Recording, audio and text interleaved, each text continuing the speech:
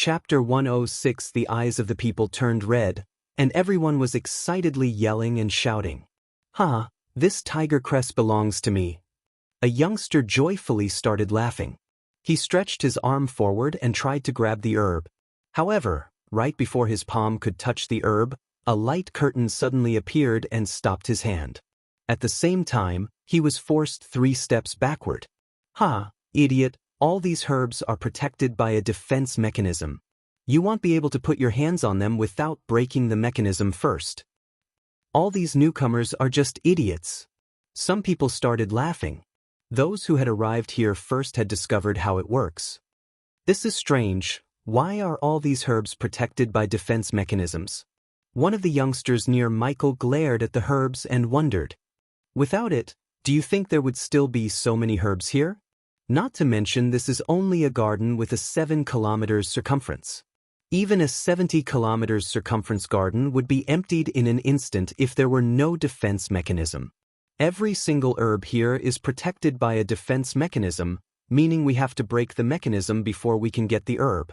Also, according to the rarity of the herb, how many years it has grown, and its value, the strength of the defense mechanism will be different as well. For the herbs with a higher value than others and who are also old, their defense mechanisms will be more difficult to break." Michael heard someone explain how the mechanism works to the youngster who raised the previous question. Indeed, Michael both saw many warriors restlessly working to break the defense mechanisms of those high-value herbs. One of the warriors stood in front of a diamond leaf, and his face had turned red. No matter how much strength he used, he just couldn't break its defense mechanism. Although everyone's eyes were on the rare and oldest herbs like tiger cress, Michael's eyes were on the other herbs that did not attract as many eyes as the tiger cress. Why is the host not fighting for the tiger cress? When the system realized that Michael is not walking towards tiger cress or any other precious herbs, the system asked in a curious voice. "Because I didn't want to lose the chance of getting all these herbs fighting for one thing," as he said, he came before a herb called wolf pepper and reached out to grab the herb. 100 badass points to break the defense mechanism. A golden dome appeared around the herb, and at the same time, he heard the system's voice in his head. 100 for wolf pepper? Sigh. He sighed and paid 100 badass points to break the shield to acquire the herb. Right after he paid the system, the golden dome dimmed and disappeared. Michael grabbed the herb while everyone was focused on tiger cress and moved to the next one. The herbal garden had hundreds of rare herbs, but only a few of them had extremely tough defense mechanisms and attracted the most eyes. Also, the people in the garden had already begun fighting for these rare herbs, ignoring the herbs that were less rare than herbs like tiger cress. Michael exploited this situation and grabbed all the herbs he could without attracting the eyes of the cultivators. The other reason Michael decided to go after these herbs was the rare herbs had people from powerful sects and families fighting for. The host should really hunt for more rare and precious herbs, and start a fight with most of the major powers in the continent? No thanks. Besides, I know what I'm doing. As a 5-star level alchemist, he knew everything there is to know about the surrounding herbs. For a normal cultivator, the tiger cress would help her breakthrough from the body refining stage to the body strengthening stage in one go after consuming the pill concocted using the tiger cress as the main ingredient. However, for Michael, who uses experience points and badass points, herbs like tiger cress didn't matter too much. Also, these herbs would only have desirable medicinal quality if they matured for more than 1,000 years, and if not, their medicinal quality and worth would be subpar at best. Although Michael had the system, he still couldn't fast-forward the time and grow a bunch of 1,000-years-old tiger cresses. Michael's sole intention was to get as many as the herbs he could and grow them in his herbal garden to make more varieties of pills and potions without making too many powerful enemies in the process. The herbs he was collecting could be easily grown in his herbal garden and didn't need to mature for 1,000 years to get the most out of them. Nachibaka, Satar, Yadith, Coniaspi, Yugon, autumn licorice, swamp leaf, star cumin, moon oregano, mountain vanilla. While recalling the herbs he collected, he continued to collect more and more herbs. Because of the size of the garden and Michael's quick work on the defense mechanisms, many did not even notice him as they were busy trying to break the defense mechanisms on their own. The system urged Michael to steal precious herbs like tiger cress, hoping to make him piss off many powerful people so it could reap the badass points from him by helping him in battle. He did the opposite of the system's intention and didn't fight with anyone. Yet, it was not true for others, as he could see intense battles all over the garden for rare herbs like tiger cress or diamond leaf. Is that who I think it is? Yes, it's that ghost who won Heaven's Gate competition, and he's also a 5-star alchemist. Fuck. He looks younger than me. Why isn't he fighting for those rarest herbs? Many people who were from Bradford and Rivertown instantly recognized Michael and started chit-chatting. They all wondered why he was not fighting for the rarest herbs but picking the ordinary herbs. Because of the rarest herbs, these people had forgotten that the herbs Michael was picking only became ordinary when they were compared to the rarest herbs. In the search for the rarest herbs, they were losing the chance of obtaining these ordinary herbs. My herbal garden is going to be awesome. The more herbs he picked, the more he felt excited. He continued to avoid battles and collect herbs. Although the garden was massive, with the help of Lightning Dash, he covered a lot of ground and obtained hundreds of herbs. While he was obtaining these herbs, he also avoided many groups who were fighting for some herbs because the garden was so big and had thousands of herbs. There was no need for fighting. Michael's goal inside the Nether Realm was to collect as many treasures as he can without making too many enemies. He liked to grow stronger in shadows and only show his power when necessary until he became stronger than everyone else in this world. Now it's time for some money making. Oh, sounds fun. He grinned hearing Gaia's excited voice and walked towards the tiger cress where a large group of people was fighting over it. Tiger cress belongs to Morning Star. We found it first. I don't see you or your sex name on the tiger cress. The tiger cress belongs to whoever breaks this defense mechanism. Yes, that's fair. All the major powers like Aragoth, the 3 big sects, and many prominent families in Elon continent were arguing over the tiger cress. I can break this defense mechanism. Suddenly the atmosphere became silent after Michael's voice reverberated the area. Everyone in the place turned their head and saw a black-robed youngster walking towards them with a small grin on his face. Who do you think you are? What makes you think you can break this defense mechanism? He's just an attention seeker. None of them thought Michael could break the defense mechanism and return to bitch about how to get their hands on the herb. You can stand here all day trying to break the spell or let me do it for you. Michael spoke again, but this time, his voice was louder and serious. Humph, do you really think you can break this mechanism? A disciple from Aragoth asked arrogantly. Let's assume you can break this mechanism. Aren't you going to claim ownership of the herb? What if you can't break the mechanism as you said?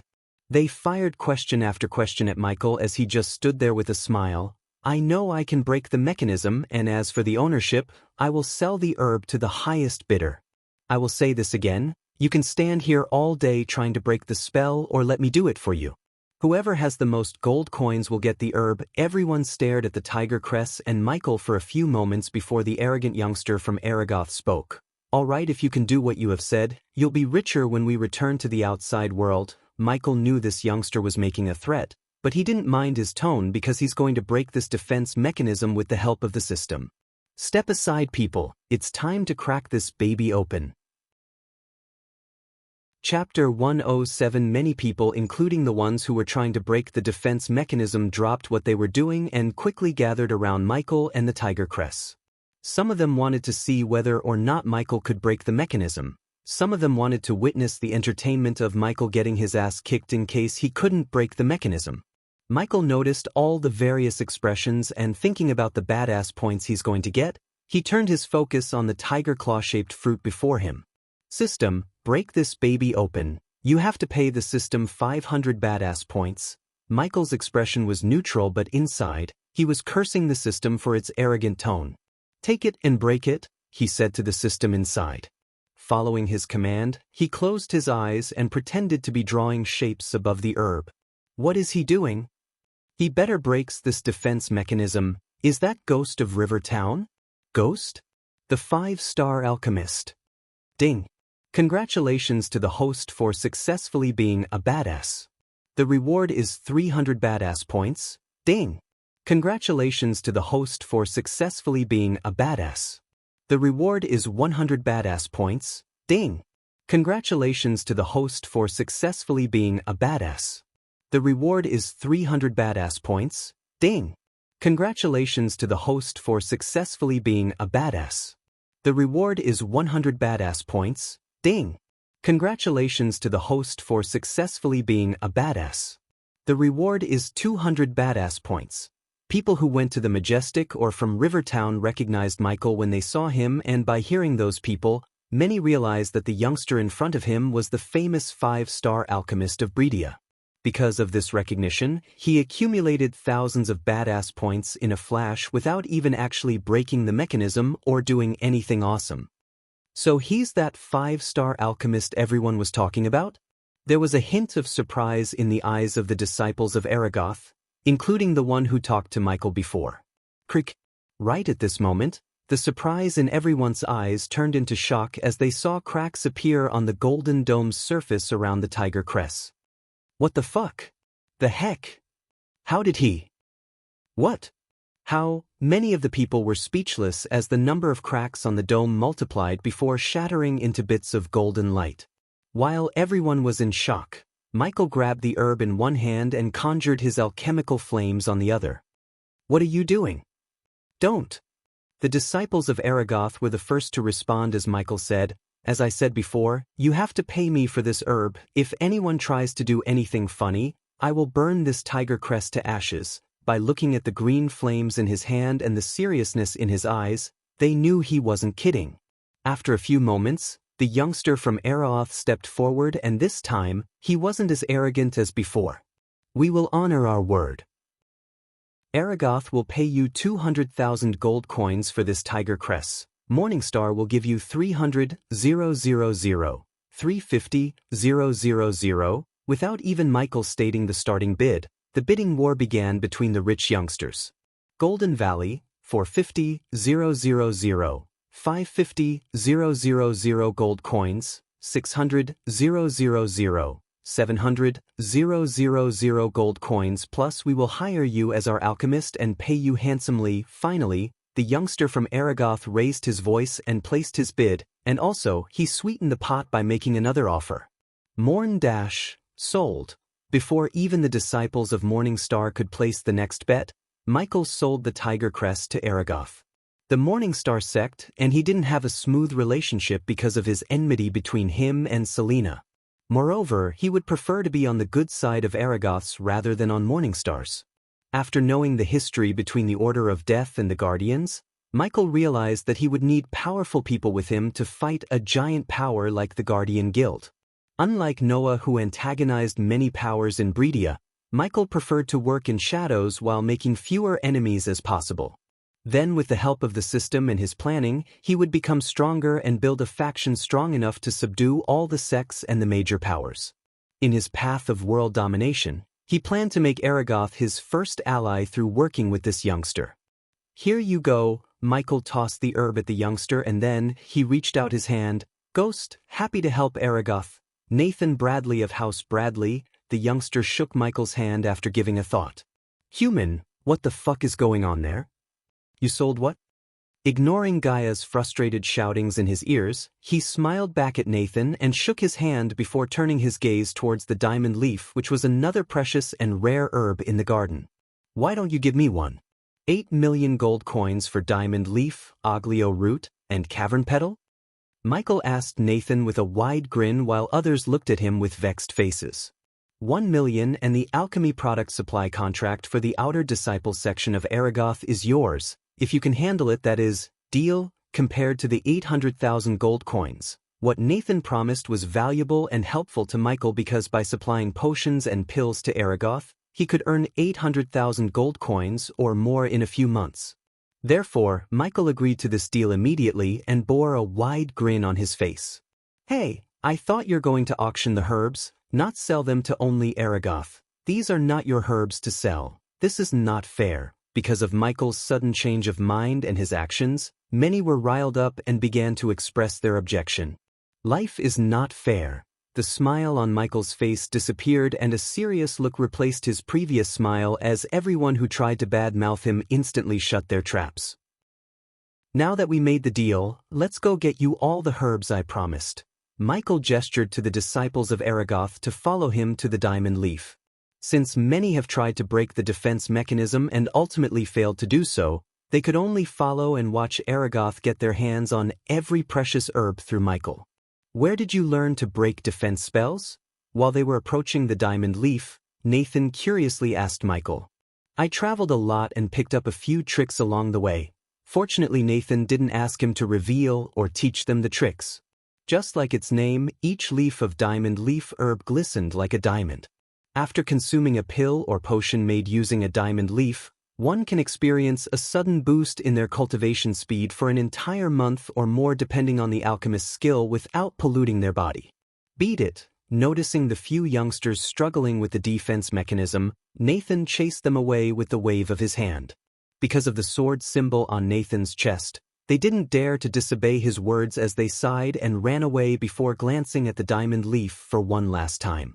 You're a 5-star alchemist and you also seem to possess a talent for runes, so why did you join a sect like Sunrise? Nathan didn't even try to hide the disdain as he asked Michael. It's simple, if I'm a disciple of Aragoth, I'm just another talented disciple. But in Sunrise, I'm the only one and I can do whatever I like whenever I like, Michael answered with a smile and continued, I value my freedom above anything. That's why I turned down the Guardian Guild when they asked me to join as their trainee or whatever. Again, Nathan was taken aback by surprise and shock as he stared at Michael speechlessly for a few seconds. You did what? The others behind Nathan also felt a chill running through their spines because being a guardian was the highest honor in this world, yet he turned down that honor and merit. I said that I'm not interested to Peyton. Why? Until now, Nathan bore a proud and arrogant look on his face, but after hearing what he just said, his face showed only one expression, confusion. As I said, I value my freedom above anything. I don't enjoy following orders and being a good soldier. I heard someone from Aragoth tried to join the Guardians? Michael changed the topic to something else before Nathan asks too many questions about his actions. Like Michael wanted, when he asked this question, Nathan's expression changed drastically. Yes, his name is Loden Otkelson. He was brutally killed by that Noah and his lackey in the Red Summit. Aragoth will avenge Loden by killing both of them. Good luck with that. Michael snickered inside because he had a feeling that Noah is not only being protected by guardians but also something or someone else. However, the more enemies Noah makes, the more allies Michael could have in the fight against him and the Guardian Guild in the future. For now, Michael focused his efforts on becoming stronger and rebuilding the Order of Death in silence rather than provoking all the major powers like Noah. As they were speaking, the system broke the defense mechanism around the diamond leaf, leaving everyone to think that Michael broke the mechanism. Here you go. Michael handed over the herb to Nathan and turned his gaze towards another herb. After taking the diamond leaf, Michael fastened his work before the nightfall approaches. He was able to see the people leaving the garden hastily. Looking at their actions, he realized that nightfall in the Nether Realm is not a joke and left the garden after setting the meeting place with Nathan to get the coins. This trip to the garden alone was worthy of his time as he gathered hundreds of herbs and earned a contract to supply pills and potions to one of the best sects in the continent, Aragoth. He couldn't wait to tell Gaia about all of this and surprise her. Chapter 108. Just as Michael was dashing towards a small cave, a bunch of Netherals was feasting on a group of youngsters in the distance. Their shrieks sent a chill running through many spines who saw this scene. Michael ignored this and dashed straight into the cave, wasting no time. However, before he completely dashes into the cave, he saw a familiar ice spike penetrating through the Netherals, saving some of the youngsters from being the appetizer for the Netherals. The cave was small and had just enough room for him. Yet this small cave was a sanctuary and a calm place to stay safe. Michael sat on the ground, and because of his full black clothes, he merged with the cave's darkness and one could not see him in the cave. This is mine. When he was just about to open the system storage and count the herbs he collected, he saw a rogue cultivator rushing towards the cave. Leave, Michael calmly said as the cultivator halted his steps suddenly and looked closely into the cave. Yet, instead of turning his back and leaving the cave, The cultivator decided to step in and chase the previous occupant, Michael. Windblast whoosh. The moment he took another step towards Michael, a gust of wind sent the cultivator flung back like a kite without an anchor. Who the fuck dared to attack me? The cultivator who was attacked forgot about the approaching nightfall in anger and rushed towards the cave after picking himself up. Ghost. However, this time when the cultivator heard the voice from the cave, he felt a cold chill running through his spine. He then immediately lowered his sword and stood there shivering in fear. Ding. Congratulations to the host for successfully being a badass. The reward is 100 badass points. Ding. Congratulations to the host for successfully being a badass. The reward is 200 badass points. Ding. Congratulations to the host for successfully being a badass. The reward is 300 badass points. Ding. Congratulations to the host for successfully being a badass. The reward is 400 badass points. Forgive me, Master Ghost, I didn't know it was you. Don't kill me. Michael was surprised to see the cultivator dropping to his knees and starting to beg. He didn't expect a rogue cultivator like him to know his name. He just told his name so someone from the river town or someone who knows him would recognize the name and stay out of the cave as well as want the others. However, this rogue cultivator recognized his name and even went to the lengths to beg, made Michael pleased because finally, his legend has started to spread across the land. Leave. He hid his joy and said with a serious voice.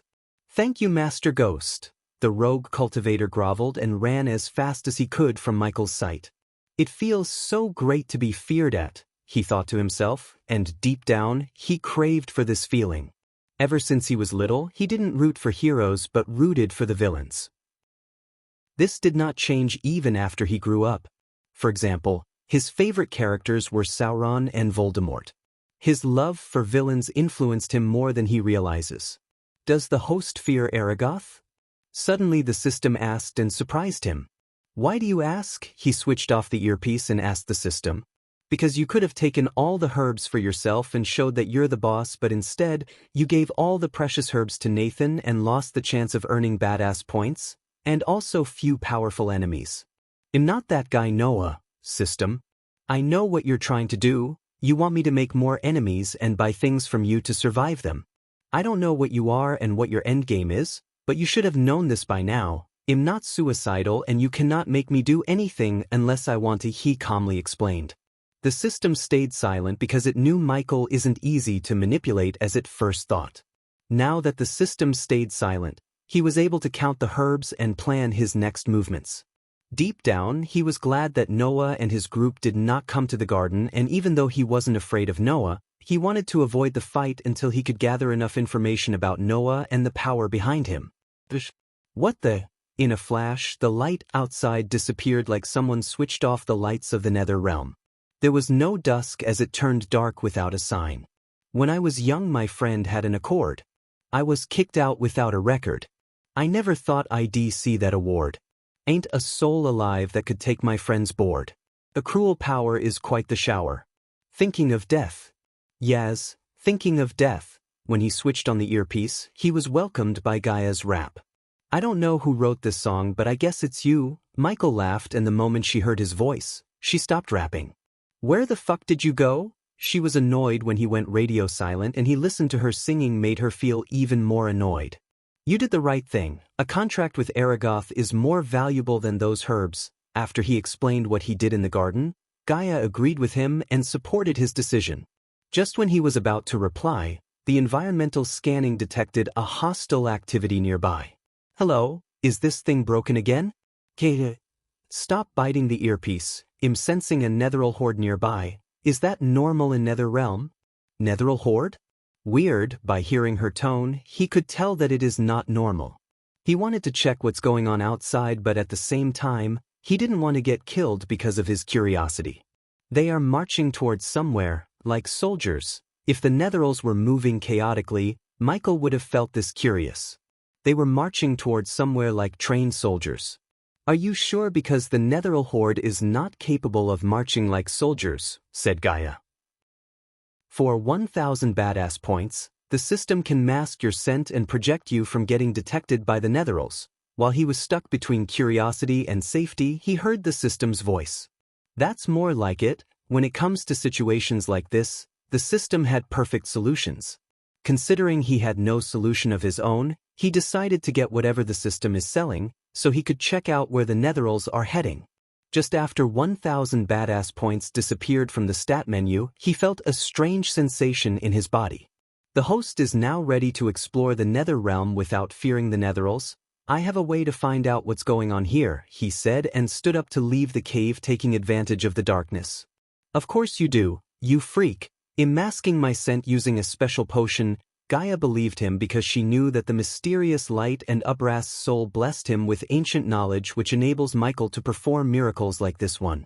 He slowly stepped forward while checking whether anyone near him, and after confirming that no one would see him leave the cave, he left the cave. He didn't use the lightning dash as it might draw some unwanted attention, and because of his black clothes, he perfectly merged with the darkness and disappeared. While heading towards the Netheral horde, he couldn't see the garden in the sky. It made him realize that after nightfall, the places which had treasures may not appear for him to loot. However, the purpose of this night visit was not looting but to unveil the mystery behind the marching Netheral horde. There they are. After walking in the direction of the Netheral horde, Michael saw hundreds of Netherals marching towards somewhere.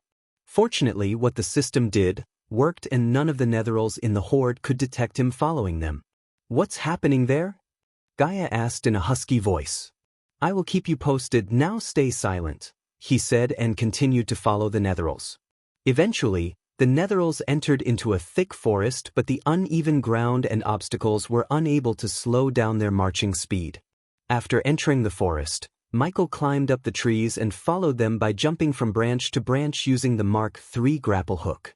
And because of this height advantage, he noticed a bonfire at the distance. I bet these Netherals are heading towards there. Slightly increasing his speed, Michael moved towards the bonfire, but he was cautious not to make any sounds that could bring him unwanted attention.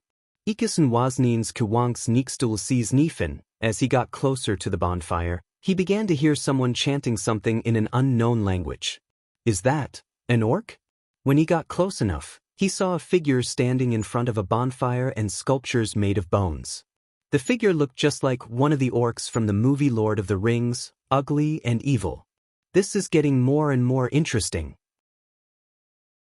Chapter 109, An Orc with a Summoner Trait, standing atop a branch. Michael scanned the orc and identified its trait. The orc wore ragged robes, and the robes had mud and bloodstains on them. While the Netheral horde was walking towards the orc, Michael kept looking around the place to see if there's anything or anyone stronger than him nearby. The orc was only at the body refining stage level 9, and the strongest Netherals were only at the level body strengthening stage level 5. If he fought as Lucifer, no one in the body strengthening stage could survive the battle with him, and if he fought without using fear toxin or death range, only body strengthening stage level 9 and 10 could fight him head to head. However, now that he had enough experience points to reach the body strengthening stage level 3, no one in the body strengthening stage could win a fight against him after he reaches the body strengthening stage level 3. As he was watching the orc from above, he saw a small journal in the orc's hands and realized the orc is chanting the lines in the journal. Come my children, kneel. Before me, the orc's voice was rough and animalistic, just like in the movies. To Michael's surprise, the entire horde of Netherals kneeled down. I did it. Ha! The orc's mad laughter echoed through the silent hills and forest. In its eyes, Michael saw pride as well as anger. Father, brother, I'll avenge you.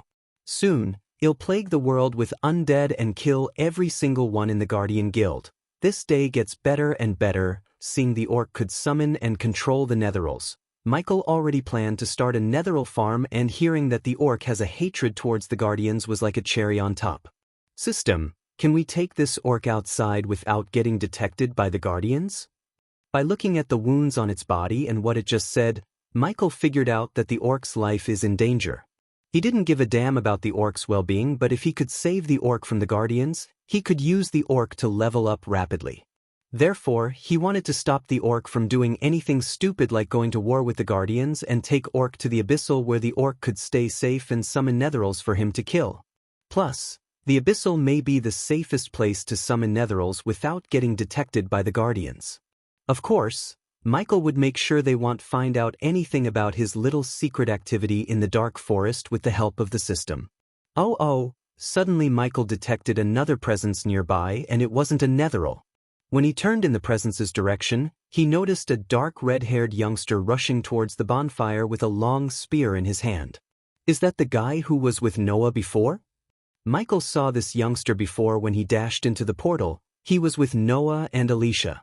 An hour ago, inside a worn-out cabin, there was a group of youngsters sitting on the floor. Damn it, Noah, I told you we should look for treasures instead of that orc. Norvin, the golden Babaru, curled up against Maisie's chest and complained. I heard Ghost and some disciples of Aragoth picked all the rarest herbs in the Sky Garden. Abel sighed thinking about those precious herbs and said, capturing that orc is our first priority, Abel. If we don't, there will be another Slyhaven massacre. Abel and the others didn't talk back after hearing Noah's serious voice, while only Maisie looked confused. Big brother Noah, what's Slyhaven massacre? There was an awkward silence for a few moments before Alicia opened her mouth. Slyhaven was a village far away from Kethin. A few weeks ago, someone summoned netherals from this realm. Why? Asked Maisie before Alicia could finish her sentence. We don't know, but the Guardian suspects that the one who summoned them was practicing an evil ritual. The one who summoned picked two places and summoned the netherals, Rivertown in Breedia and Slyhaven in Kethin. Apparently Rivertown was just a distraction to keep the Guardians away from Slyhaven, Abel said, gritting his teeth. The netherals attacked the village and massacred every single one of them. When the Guardians and the Baron's men came, it was already too late. Just by hearing the story, Maisie felt sad for the villagers, and then her little face reddened in anger towards the culprit who summoned the netherals. Did you get the vile creature who was responsible for their death? The ones who summoned the netherals were 3 orcs. Peyton and Zanali killed the 2 of them, but the last one escaped. We must capture the last orc and investigate it to know more about their plans and how did they manage to summon the netherals from this realm to the outside world in the first place, Noah said, and before Maisie asked another question he continued, Guardian Captain Gerard believes the 3rd orc somehow entered the nether realm, and since only body refining cultivators can enter here, we have to search and capture the orc before there's another massacre. Oh, that's what you were talking with him, Maisie said as Noah nodded. Big brother, you should have said this earlier. I will help you scour through this entire nether realm with you to find that orc. Maisie stood up as she put her hand on the chest and said. Noah smiled at the little girl. I know you will, Maisie. Big brother, what happened in Rivertown? After hearing about the Slyhaven, Maisie wanted to know what happened in Rivertown because even though Abel said it was a distraction, she wanted to know what happened to the netherals that went to Rivertown. They were all killed by Ghost, Abel answered Maisie as Alicia scowled when she noticed a tinge of admiration in Abel's eyes. He did not kill all of them, he just stupidly started a fight with netherals without thinking about the people in Rivertown or waiting for the Guardians to arrive. Do not admire him, Abel, he's a selfish bastard. You saw what he did to that man who tried to take shelter in the cave. Alicia spoke with a cold look on her face. That's not what the Rivertown people think of him. They say he saved him from the Netheral attack. And also, I don't admire him, I just wish he doesn't turn up to be another bad guy. The world has enough bad guys as it is. I don't know he's bad or not, but he's definitely not a good person. Stop it, Alicia. What did he do to you? You're just jealous that he's better than your sweetheart. The golden Babaru let out an evil grin and teased Alicia. Shut up, monkey. I'm sure Big Brother Noah can kick his ass any day, Maisie proudly said as everyone turned their gaze at Noah to hear his answer. I honestly don't know, after seeing him kill a group of youngsters on the Phoenix Island and how he vanished after facing Julius, Noah wasn't sure that he could defeat him. Deep down, Noah knew he's a better swordsman than him, yet Noah also knew that it's only temporary as Ghost doesn't have what he does. You're just playing with me, Big Brother. I know you can beat him. Hell, if I get the chance, I'll show him who's the boss. After the fight with the Lane family and the pills and potions gifted to her by Noah, she was able to reach the body refining stage level 8 in a matter of days. Coupled with her cultivation level and her innate ability, she was damn confident that she could face any body refining stage cultivators except Noah and Alicia. In her eyes, Only Noah and Alicia were powerful and people like Ghost are just overrated. Noah just smiled and didn't answer Maisie as he was thinking about the orc. His train of thoughts was stopped when he saw Abel stand up to leave the cabin. "What are you up to?" asked the golden Babaru. "Did you forget what I said to you before?" he said and showed his wrist to the monkey. On his forearm, there was a star-shaped mark and in the darkness, it glistened. "This is the mark of God. No netheril or any evil forces can sense my presence. But let him go, Alicia. This is the reason I brought Abel here. Only he can go search all the caves and shelters for that orc," Noah interrupted Alicia. At first, they worried about Abel's safety, but after Noah explained the effects of the mark, they agreed to let Abel go outside. "If you face any trouble that you can handle, use this." Noah tossed Abel a circle talisman. "A long-range teleporter talisman. Where did you get this?" Looking at the glistening talisman in his hand, Abel asked in surprise. "Zanali, now go find the orc so we can focus on finding treasures." Noah waved him off as Abel left the cabin to search for the orc. At this moment, Abel did not know that the orc is not the only one he's going to find. Chapter 110. Abel was roaming around and searching the shelters when he saw a horde of netherils marching into the forest. Because of the mark on his forearm, he was fearless of the netherils and followed them behind to see where they were going. The orc's laughter didn't help it but revealed its location to Abel. Standing on top of a branch and hiding within the darkness, Michael noticed Abel approaching the orc with his spear raised. The distance between the orc and Abel rapidly decreased, but the orc had no idea of the upcoming danger. "What's on his forearm?" Michael frowned, looking at light radiating from Abel's forearm. In a few moments, Abel leaped out of the darkness and landed near the bonfire, startling the orc. "Who?" The orc stumbled back in shock, and before it could order the netherils to attack the intruder, Abel's spear tip glowed and let out golden rays of light. Holy blast! The rays of light transformed into a small orb and dashed at the orc, who was still trying to stand on its feet. Boom! However, just as the orc was struggling to stand up, the light orb Abel sent blasted the orc and nailed it onto the tree behind. "You will pay for all the lives you took, you filthy miscreant." Abel's eyes were filled with rage. He was doing his best to control his anger and killing the orc on the spot. The golden light soon wrapped around the orc's mouth as well as its body, leaving the orc with no room to wiggle or even move its finger.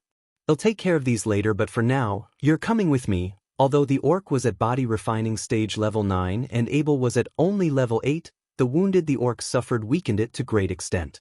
Coupled with Abel's attack speed and surprise entrance, he was able to capture the orc without much trouble. Abel looked at the orc struggling to move, but it could only move its eyes. Those eyes were filled with shock and fury. If looks could kill, Abel would have died 1,000 times. Ironically, even with the army of netherils in its control, the orc couldn't save itself from getting captured. It desperately tried to open its mouth and gave an order to the netherils in front of it, as without its order, the netherils literally wouldn't do anything. Suddenly Abel noticed the change in the orc's eyes. Previously they were radiation, anger, and shock, but now, they were wide and filled with immense terror. He saw the orc wildly wiggling its body to escape, as Abel could tell the orc's gaze is not on him but on something behind him.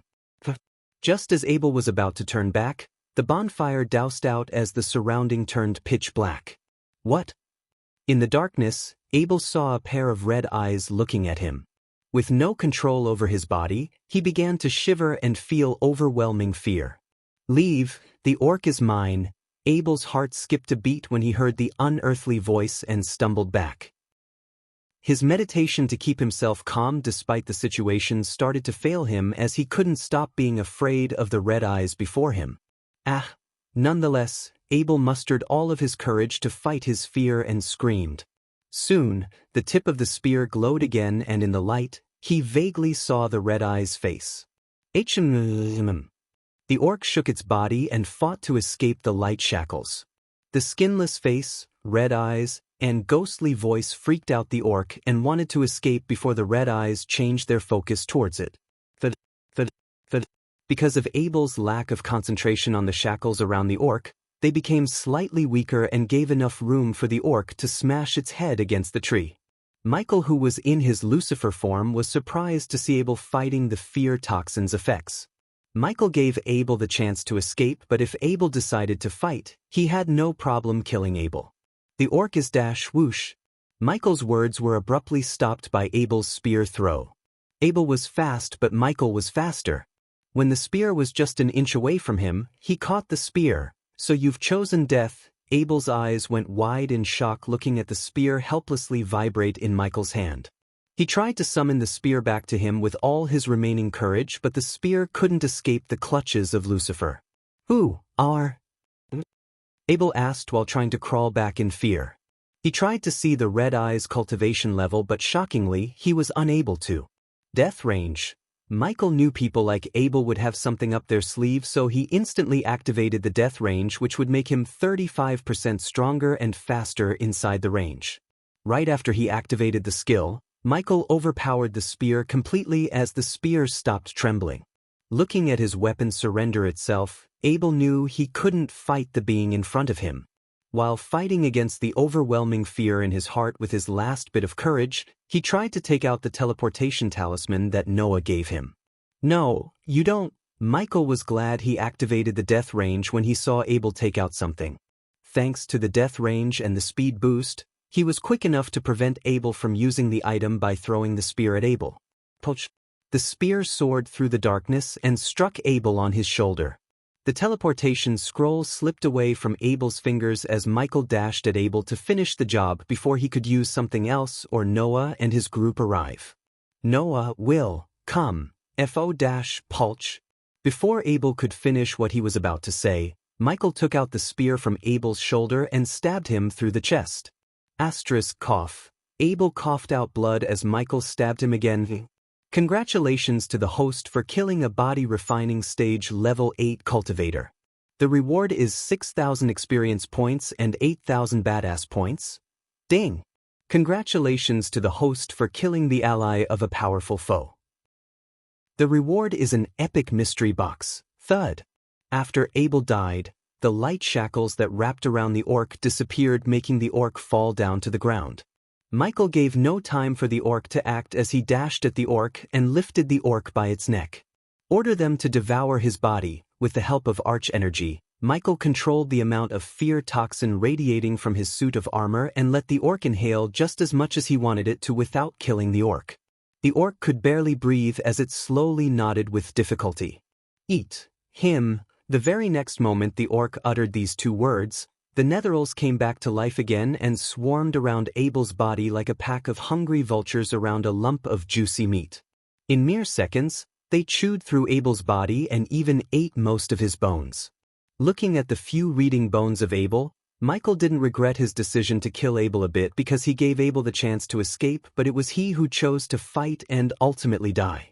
He then turned his gaze back to the orc. "You can either die here with him or come with me to live, your choice. Don't kill me." The orc could barely speak these words, and after grinning behind the skull mask, he activated the lightning dash and disappeared from the area, taking the orc with him. Michael didn't stop running until he put a few miles distance from where he killed Abel. He also didn't forget to store Abel's spear in the system store before scanning the spear for any hidden traps. As far as he was concerned, he didn't leave any evidence that could identify him as Abel's killer. Soon, the gates to the nether realm would close, and after that, the name Abel would be lost in the time. Michael stopped at a place where he was sure that there's no one around them. He and the orc reached a deserted cabin in the middle of the forest. Michael threw the orc onto the wall and watched it stand up with difficulty. He stopped using the fear toxin on the orc and let it breathe the fresh air for a change. "What are you?" the orc asked and stood on the corner, still shivering in pain. You don't need to know that just yet. He wanted to know more about the orc before revealing his identity. Of course, he wouldn't reveal his identity as Ghost. You summoned those netherals to attack River Town. By connecting the dots of controlling the netherals, the orc's summoner trait, and the wounds on its body, he guessed the orc might be the sorcerer who was chased by Selena and Alex. "You lie, you die," Michael warned the orc before it could spin a web of lies. The orc stood on the corner, swallowing the saliva in terror as it even avoided looking directly into his red eyes. "I just helped my father and brother," The orc surprised Michael with this answer, and by looking into its eyes, he could tell that the orc wasn't lying. Tell me everything. Chapter 111. For the last couple of minutes, the orc told everything Michael needed to know. According to the orc, he was named Dalar and he belonged to a long line of summoners, a faction called Deathwakers. The orc said his father and brothers were the ones who summoned the Netherals, but he also said they did that as an experiment and not to attack anyone. Obviously, Michael was not a fool to believe the last part, yet he chose not to cross-question the orc because he didn't bring the orc here to punish him but use the orc to level up quickly. As for the enmity between the orc and the Guardians, the matter was simple. The Guardians chased and killed Dalar's father and brother as well as all their family, including little orcs. Dalar said he was learning summoning from his father and brother to build a kingdom unifying all the orc villages that were scattered throughout the continent. He somewhat believed Dalar because he did see Dalar let out mad laughter after summoning the Netherals, showing Michael that it was Dalar's first time summoning Netherals. Besides, if Dalar was an expert in summoning Netherals, he would have summoned stronger Netherals. In his path to world domination, he knew the Guardians would stand against him.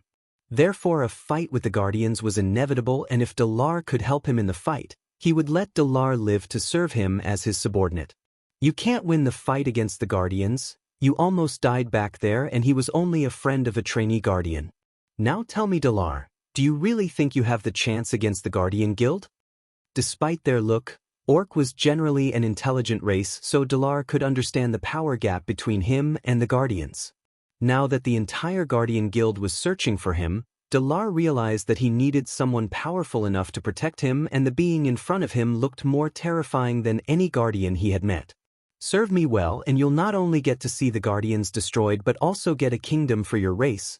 There was a glint of surprise hidden within Dalar's eyes, but also doubt and suspicion. Will you serve me as my subordinate? Asked Michael. Considering he couldn't threaten the orc to be his subordinate, he had to offer Dalar something and make him agree to be his subordinate willingly. Warning! Warning! Warning! Warning! Warning! System error. Omega threat. However, the next moment, Michael's vision completely turned red and the system was screaming inside his mind. He instantly opened the system and saw the multiple warnings in the interface. System, what's happening? His heart was beating rapidly because, without the system, his plans and path to domination would take a huge hit. 1,000 points. To system. Reboot. Take it? He didn't think the system was faking it, but it sounded like screaming in pain. Soon after he gave permission to the system, his vision turned blank and the system's interface faded away from his sight. System back online.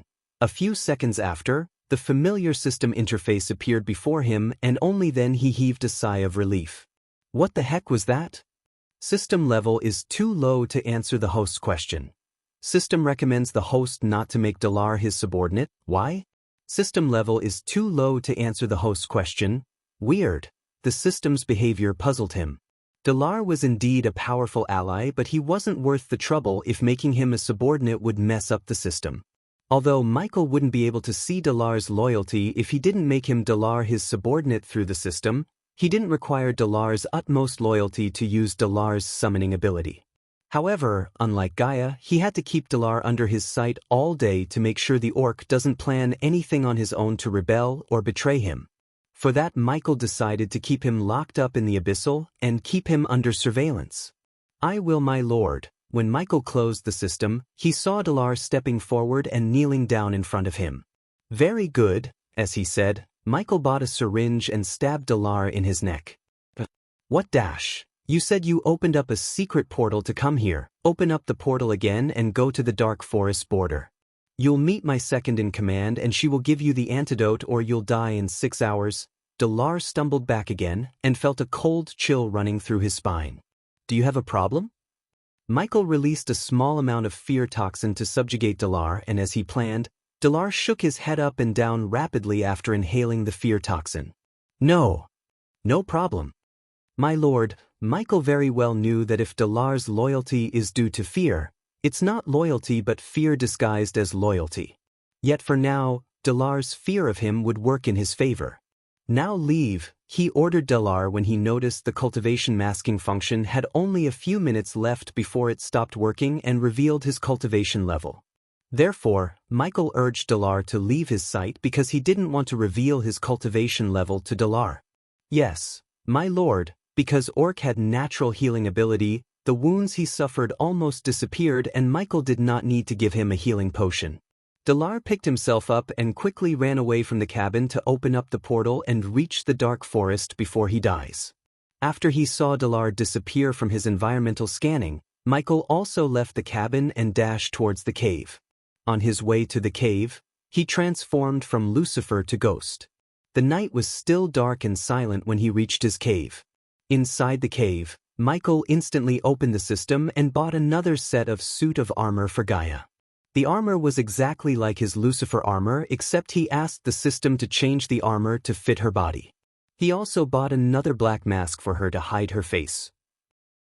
Due to the changes to the armor, he paid extra 1,000 badass points, but it was worth the points and he couldn't wait to see Gaia in her new suit of armor. After he told Gaia what happened to Abel and everything about the Orc, he opened up the system to see his current stats as well as to see what the mystery box contained which he received after killing Abel. System version 2. 0 host, Michael cultivation level, body refining stage, level 10 experience points. 180,000/200000, 960,000 experience points remaining to be consumed, badass points, 26,000 skills and spells. Wind Blast LVL2 Responsive Shield, LVL3 Environment Scanning, LVL2 Ignitia, LVL2 Lightning Dash, LVL2 Energy Devour, LVL1 Death Range, LVL2 Techniques, Swords of Destiny, 86% Mastery Occupation, Core Disciple of Sunrise Sect, the Guardian of Sunrise Sect, Lord Lucifer of the Abyssal Status, Healthy Goals.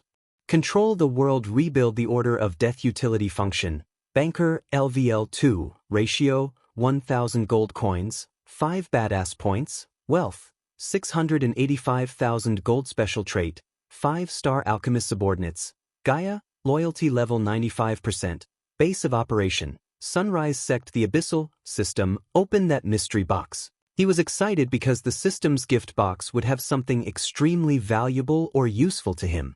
This time, he wanted a legendary weapon or a new spell.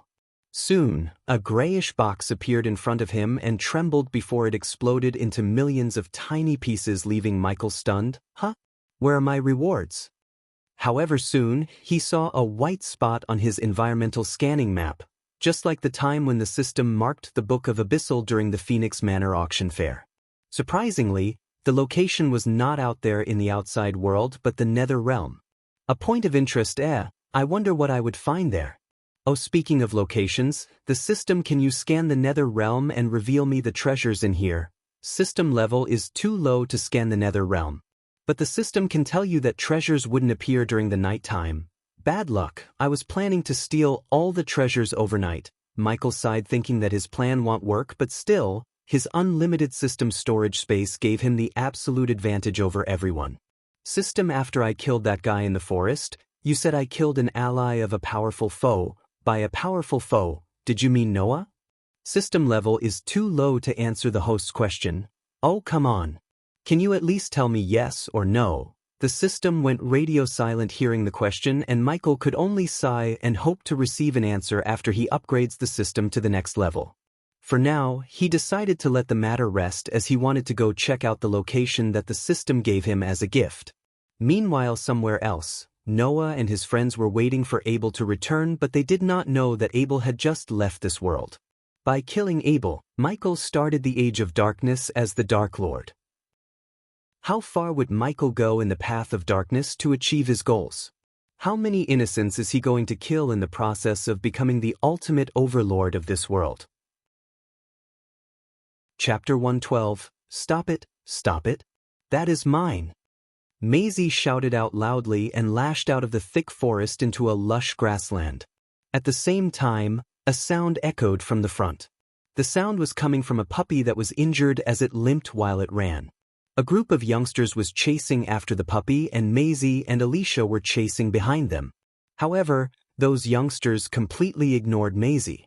Instead, a pair of archers turned around and faced Maisie as they knocked their bows and released several arrows towards her and Alicia, all the while maintaining an eye on the puppy. Shoo, shoo. At the same time, a pair of cold steel arrows darted in the air and made a whooshing sound as it soared threateningly towards both girls. Shit! Where did these bloody thieves come from? They'll kill you all? Maisie was enraged. Alicia knew she couldn't control this little girl as she decided to let Maisie deal with these guys. Besides, she was more concerned about Abel and Noah, who went to search for him. Tightening her fist, she leaped into the air and she charged towards the pair of archers. Their faces turned serious as they retreated hurriedly. At the same time, they shouted out to their accomplices, "Kill them first before we decide what to do with that." The few of them listened to the instructions and hurriedly turned to Maisie in an utter surprise of his skills. A man held onto a sharp spear as he cast a glance at Maisie and Alicia and spoke out in shock. "What the heck? That kid's a body refining level 8. Let's just kill the kid and her friend and get the real prize." Boom. Boom. Boom. The pair of male archers and Maisie exchanged several blows. Their faces were grave as they spoke out in fear. "Don't underestimate her. She's strong as fuck. Luckily, we managed to dodge her blows just by an inch. If not, we would have been fucked." Oh? The three of them listened to his words and cast their gaze at Maisie. Looking at all their gazes turned towards Maisie, Alicia frowned because, among the group who were chasing after the puppy, 5 of them were body refining stage level 9. The pair of archers were in the 8th level of the body refining stage. The rest of them were level 8 body refining stage cultivators. Their combined number was 20 and Maisie, and she had no chance of surviving the battle without Noah with them. Initially, only Maisie and she were chasing the puppy, but because of the disciples from the Broad River sect who couldn't keep their mouth shut, many rogue cultivators joined the fight for the puppy. "You go after our prize and well deal with them." After giving the order, the rest of the group blocked Maisie and Alicia's path. Maisie's face turned red in anger as she kicked the ground and spoke out loud, "I was the one who found it first. The rest of you started chasing it without saying anything and wanted to steal it from me. Run away before it'll break all your bones." All of them listened to the little kid speak and paused for a second before bursting out into intense laughter. "Break our bones? Ha! That's hilarious. You two seem to be one of those freaks of nature. We get it, but look how many of us are here. You can't win this fight. It was us who saw it first, and it was you two who's trying to steal it from us. Besides, so what if you saw it first? This is Nether Realm, not your house. Even if you came from a big and powerful family, you are nothing but a chicken waiting to be slaughtered here." Maisie, Alicia tried to stop Maisie before she does something rashly, but the little girl was too cocky. "Fine, well, do this the hard way then. Do you wish to battle us alone or together? I suggest all of you attack together so that I could go and break your underling's hands before he puts his dirty hands on my pet."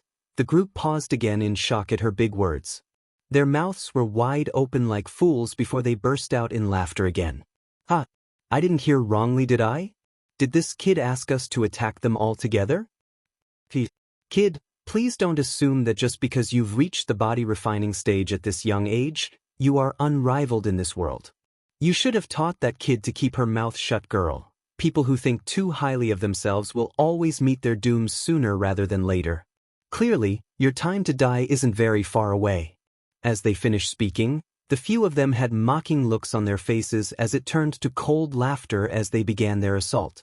Maisie's eyes squinted as she laughed coldly as well. "Don't worry, my death date is still very far away. However, for the rest of you, you already have one foot into the realm of the dead." Alicia knew it was too late to back off as she prepared to fight off them and hoped Noah would come to their rescue. At this moment, she missed having Noah's pills and potions to boost their power level. "Ha! What a sharp tongue you have. What an ignorant fool. Kill them." "Good." The man and woman duo acknowledged before casting their spells. Their flying swords flew up into the sky and circled around their heads before conjuring a flaming ring that hovered just above them. They both pointed towards Maisie and Alicia in unison. The pair of archers took several steps back in order to gain some distance. They summoned their arch energy to their hands and prepared to fire arrows. Boom! Just as the two sides about to clash, A body came back flying while spurting out blood all over them. The body collided heavily with a boulder, some distance away, and the collision force left deep cracks onto the boulder. The sudden appearance of the body caused the ring of fire to disperse. Everyone, including Alicia and Maisie, stared at the headless body as one of the archers screamed out in horror, "It's Bowen!" Ghost. While the group was staring at the body, Alicia looked up to see Michael walking towards them. She also saw Maisie's pet sitting comfortably on his shoulder. Soon, one by one, everyone turned their gaze away from the body and noticed Michael. The man wielding the spear had an ashen look as he cast a glance towards Michael. His face showed both fear and shock. "Did you kill him?" The pair of them spoke out furiously through gritted teeth as they knocked another arrow. Michael's face was bright as a day because he had found it, a little baby dragon. Yes, the puppy they were chasing was not a puppy but an actual baby dragon. Only Maisie and few others recognized it as a baby dragon, while many others thought of it as a rare magical beast cub. When Michael reached the system-marked location, he saw the baby dragon crying for help from the clutches of Bowen. The next and the last thing Bowen saw was just a flash of light before his head was separated from his shoulders. Michael then gently picked up the dragon and saw the wounds on its body. He immediately gave the baby dragon the healing potion and even gently poured it into its mouth. The baby dragon didn't feel any ill intentions from him, and after he cured its pain and made it feel safe, the baby dragon licked his face and wrapped its tail around his neck. Besides, he bought a piece of meat that the system recommended to him and fed the baby dragon on his way to kill everyone who tried to harm his dragon. Surprisingly, more than the healing potion, it was this piece of meat that made the baby dragon love him so much in an instant. "That's mine." Michael suddenly heard a childish voice and looked down to see a little girl raising her fist. Only then he saw Alicia, and although he didn't show any expression on his face, he was surprised to see Alicia.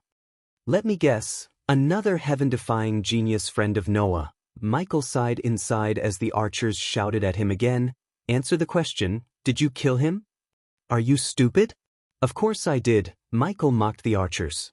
His answer and the way he answered pissed off the entire group as the archers released the arrows. However, even before the arrows could reach him, they saw him disappear from their sight. Every one of them froze in shock, and in a blink of an eye, they heard a sword-slashing sound, and the ones who stood beside the archers felt a hot splash of blood hit their faces. Poof, poof. The pair of archers fell to the ground as their heads rolled off their bodies. Ding. Congratulations to the host for killing a body refining stage level 8 cultivator. The reward is 6,000 experience points and 800 badass points. Ding. Congratulations to the host for killing a body refining stage level 8 cultivator. The reward is 6,000 experience points and 800 badass points. The next moment, he returned to the place where he stood before killing the archers. "You're dead meat. You dare to kill my Broad River sect brothers. You're finished." The man wielding the spear stopped in his tracks and glared at Michael in rage. "Blood River sect. Holy shit, I'm lucky, I was searching for you guys." Chapter 113. Why was he searching for them? Everyone was thrown into a moment of confusion as they looked at each other. Indeed, nobody knew the meaning of his words. Only the man who was wielding the spear glared coldly at Michael and had a faint cold smile on his face. "Searching for us? Well, you drew out attention in a most stupid way." The minute he spoke out, everyone paused to listen before they started to react. "He killed Bowen, what are we waiting for? Damn it, that's our baby dragon. Catch him. Let's show him what would happen to those who mess with the Broad River." In that instant, even without their leader to instruct them, the Broad River sect disciples rushed towards Michael with faces of evident rage.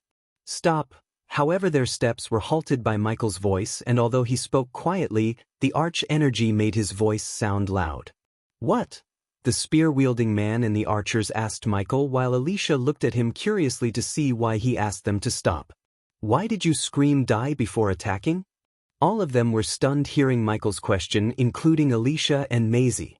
Initially, Alicia thought he's going to talk this out because she didn't think he could kill all of them by himself. As far as she was concerned, only Noah could kill them without anyone's help. The Broad River disciples and their lackeys stared at him for a few seconds before gritting their teeth in anger because they thought he was mocking them. Die! What did I just ask you? They screamed die again and surprised Michael as he sighed. Diddle diddle. Just like before, his body disappeared from their sight in a form of a flash of lightning. Who is he? Although he's a body refining stage level 10, he can't beat all of them. He seemed familiar. Meanwhile, those who were watching the scene from the distance wondered. Some of them watched the scene with gaping mouths as Michael transformed into a bolt of lightning and charged straight towards the Broad River sect disciples fearlessly. We are so little. For a few seconds, Alicia and the others heard slashing sounds and saw the bolt of the lightning dash around the disciples before witnessing Michael return to his previous position. The spear-wielding man and the few others saw their friends stand in their running posture like statues, and before they could realize what just happened, their bodies fell apart from within. Uwek. Shit. Ah. Looking at the organs and chunks of body parts, some of the onlookers threw up on the spot while some looked pale. They didn't see Michael swing his sword, but they all now realized that he cut them like a piece of meat and he was too fast to see his motions. Just one move was able to do this? He had killed 10 Broad River sect disciples in a few seconds and they were all level 9, body refining stage cultivators. How was this possible?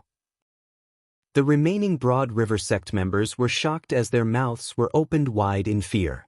The way they looked at Michael took a tremendous change. Their arrogant facial expressions gave way to that of fear as though they were looking at a strange beast. Alicia was shaken as well. She gawked at him. Her mouth was slightly opened in surprise and shock. Ding! Congratulations to the host for killing a body refining stage level 9 cultivator. The reward is 7,000 experience points and 800 badass points. Ding! Congratulations to the host for killing a body refining stage level 9 cultivator. The reward is 7,000 experience points and 800 badass points. Ding! Congratulations to the host for killing a body refining stage level 9 cultivator. The reward is 7,000 experience points and 800 badass points. Ding! Congratulations to the host for killing a body refining stage level 9 cultivator. The reward is 7,000 experience points and 800 badass points. Ding! Congratulations to the host for killing a body refining stage level 9 cultivator.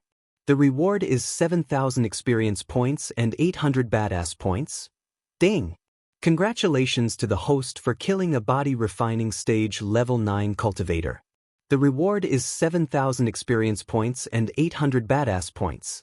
There were continuous beeps that echoed in his head and they continued to ring without stopping for a couple of seconds. Ding! Congratulations to the host for successfully being a badass. The reward is 500 badass points. Ding! Congratulations to the host for successfully being a badass. The reward is 2,000 badass points. Ding! Congratulations to the host for successfully being a badass. The reward is 300 badass points. Ding! Congratulations to the host for successfully being a badass. The reward is 500 badass points. Ding! Congratulations to the host for successfully being a badass. The reward is 3,000 badass points. His unconsumed experience points reached almost 1 million points, which would let him break through to the body strengthening stage level 3 in one go. Also, his badass points were nearing the amount 40,000 after everyone including Alicia and Maisie. Are you alright, baby dragon?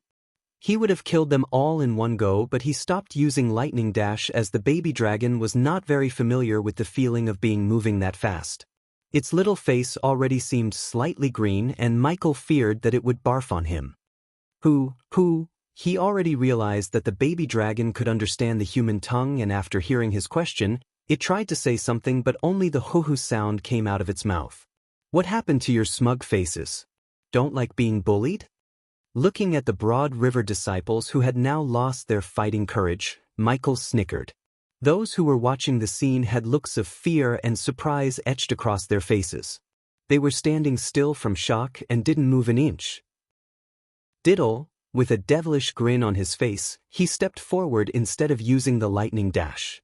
With each step he took forward, The remaining group of Broad River sect cultivators took a step back unconsciously due to fear.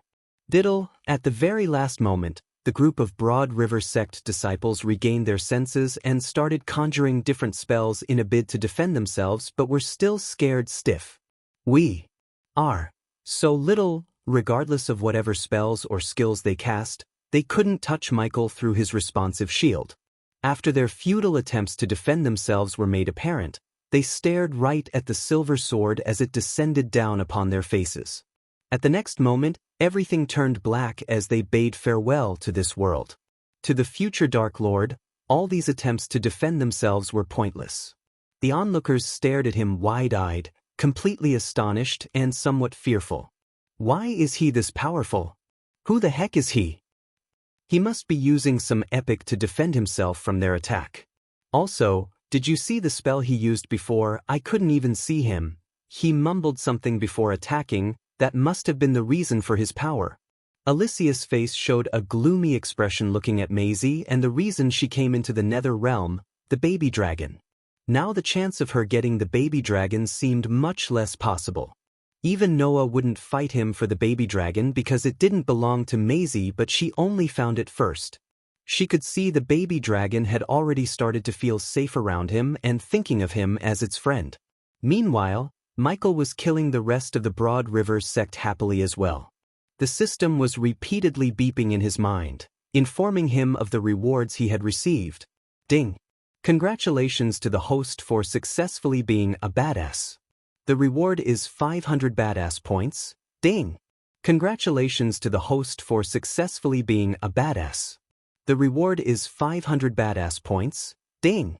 Congratulations to the host for successfully being a badass. The reward is 500 badass points. Plop! At the very end, Michael slapped the last one standing, the one who was wielding the spear. He then stood in the middle of the wreckage of dozens of bodies and grabbed the man by his neck and lifted him up. He then shouted out loudly, "What's your name?" The man struggled to breathe and barely managed to say his name. "Sa. Ender, I need you to deliver this message to your sect master." Ghost of Sunrise Sect asked him to come to Sunrise Sect the next moment he hears this from you, or the next day. There won't be a Broad River Sect. He threatened Sander and shocked everyone around him. In his mind, he had plans for this Broad River Sect. Ghost. Sander hesitated for a moment as he searched his memories before realizing he had heard this name before.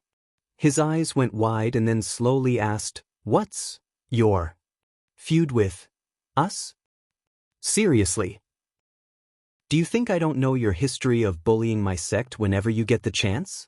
The time of bullying my sect is over. From now on, it will be us who do the bullying," Michael chuckled while saying the latter part. Sander felt an ache in his chest as he nodded and wanted to escape with his head attached to his shoulder. Alicia and Maisie were trying to keep their mouths closed but had weird expressions on their faces. Unlike Abel believed, after they heard what he just said, they realized that he's not any different than an arrogant young master. Alicia thought that even if the Broad River Sect had bullied the Sunrise Sect before, killing them brutally like this and threatening to end their sect didn't go well with her. "Now run along," he patted Sander on the cheek playfully and threw him away. Sander felt extremely relieved and didn't even take his spear from the ground as he ran as fast as he could from the sights of Michael. "Huh!" The baby looked happy to see him run away as it affectionately licked Michael's face. In Maisie's mind, the baby dragon was her, and seeing it play with Michael made her little face turn red in anger. And just as he was about to turn and leave, Maisie stepped forward and raised her voice at Michael. "Stop right there." Chapter 114. Michael was surprised at the little girl and turned to face her. She was nearly Cindy's age, but in his eyes, this little girl was nowhere near Cindy as she seemed extremely arrogant and tyrannical. "It's mine." Even though there was no need to raise her voice to reach him, she shouted in a domineering way. For a moment, he stared at Alicia and hoped she would warn this little girl, yet Alicia did nothing. He kept staring at the little girl and didn't speak a word as she stepped forward and pointed her finger at the baby dragon. "That baby dragon belongs to me, Maisie Cooper." Alicia almost forgot how domineering this little girl could be. They didn't see this side of Maisie because when Noah was around, Maisie would behave like an obedient kitten. Alicia would have advised Maisie to back off, but she knew how much Maisie loved to have a dragon as her pet, and no matter what she would say, the little girl would not back off and let go of the baby dragon. Therefore, Alicia decided to back Maisie, and if push comes to shove, she would fight Ghost until Noah and Abel arrive.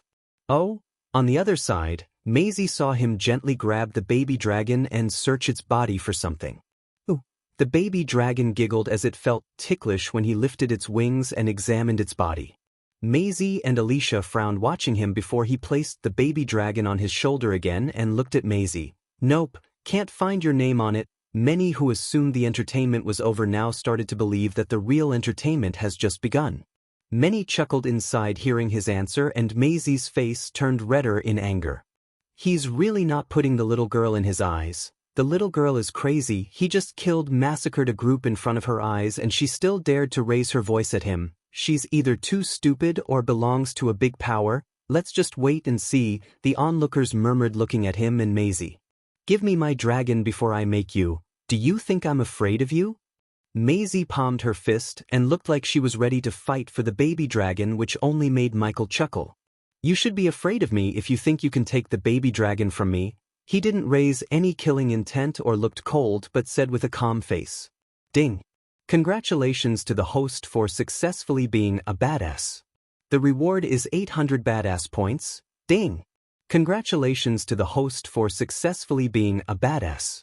The reward is 300 badass points. Ding. Congratulations to the host for successfully being a badass. The reward is 200 badass points. The system suggests the host challenge Maisie and get the Ring of Fire. He ignored the badass points notifications, but when he heard the last notification from the system, he momentarily opened the system and read it again to make sure he heard right. Ring of Fire? Is it a legendary class spell? His eyes glistened in excitement as he saw a blue description box appear in front of his eyes. Spell name, Ring of Fire effect. Creates a shockwave of flames and a ring of fire around the caster for a short amount of time. Upgradable. Upgradable through mentor function current level. Rare. The spells from the system had no current level stat, and unlike the system bought spell, he wouldn't be able to unleash the maximum potential of the spell right out of the bat, but he had to pay badass points as well as practice or use the spell more often to unleash the spell's maximum potential. Although Michael preferred not to hurt a little girl like Maisie, it didn't mean that he won't teach her a lesson and in the process, get the Ring of Fire from her by exploiting her arrogance and her yearning for the baby dragon. So, you're ready to fight for the baby dragon? Michael quickly asked before she says something wrong and cross his limit. Yes. Alicia noticed a grin hiding behind Michael's face and frowned, thinking that he's planning something. Since I don't like bullying little kids, I'll make you a deal. If you can make me even take a step back, I'll give you the dragon. But if you couldn't, you have to give me something as valuable as this baby dragon. Tell me, little girl, do you think you can do this in one move? Don't worry, I won't move or fight back. By calling her a little girl, he flamed the fan of her arrogance.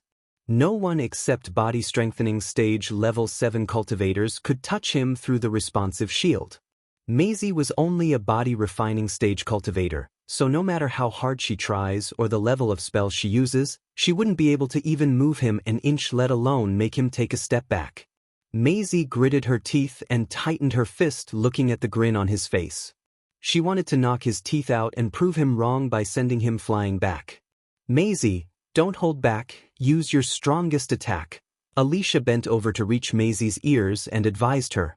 During the Phoenix auction fair, she saw the battle between him and a group of youngsters. It was not even a battle but a one-sided massacre, and she knew about the light blue shield that protected him from their attacks. They couldn't even touch him through the shield, but Alicia knew Maisie wasn't like those youngsters. Maisie was blessed with the innate talent that makes her stronger than anyone in her cultivation stage. Although Alicia doubted Maisie's chance of winning the fight against Ghost, she believed that if Maisie used the Mystic Fist skill, Maisie could break the shield and make him take a step back. The Mystic Fist was a spell that let Maisie conjure a fist made of pure arch energy, and after Noah made some changes to the spell became stronger than it was. I broke many faces of people who underestimated me. Your face will be the next on the list. Maisie puffed out her chest to show her courage and exclaimed proudly, and in Michael's eyes, arrogantly. This is a rare class spell. I'll place this as the bet. System, is that the Ring of Fire spell? Scanning. Yes. After hearing the confirmation from the system, he smiled and stroked the baby dragon's face while it showed a troubled expression on its face.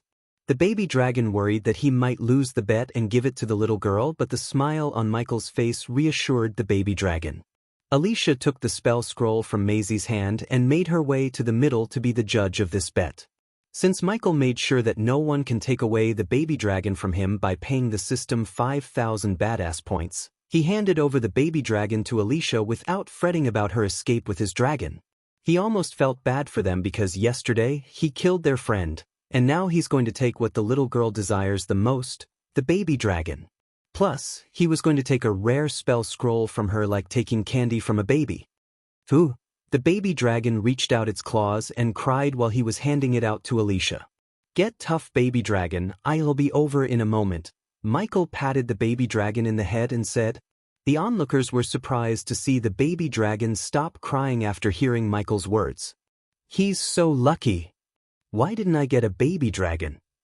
What a majestic creature. One of them is going to have a fully grown dragon as their pet in the future. I can't even imagine it. Be glad that you didn't get a dragon. The one who's going to end up with the dragon is in for a ride when rogue cultivators and adventurers hear about the baby dragon. If you ask me, neither of them can protect the baby dragon and raise it as their own. Many powerful families and sects will try to get their hands on it. Michael heard these conversations going around him and agreed with some of them, but he didn't worry about someone stealing his dragon because if anyone tried to harm the baby dragon, the system would raise an alarm and teleport the baby dragon to either Abyssal or S special storage unit of the system.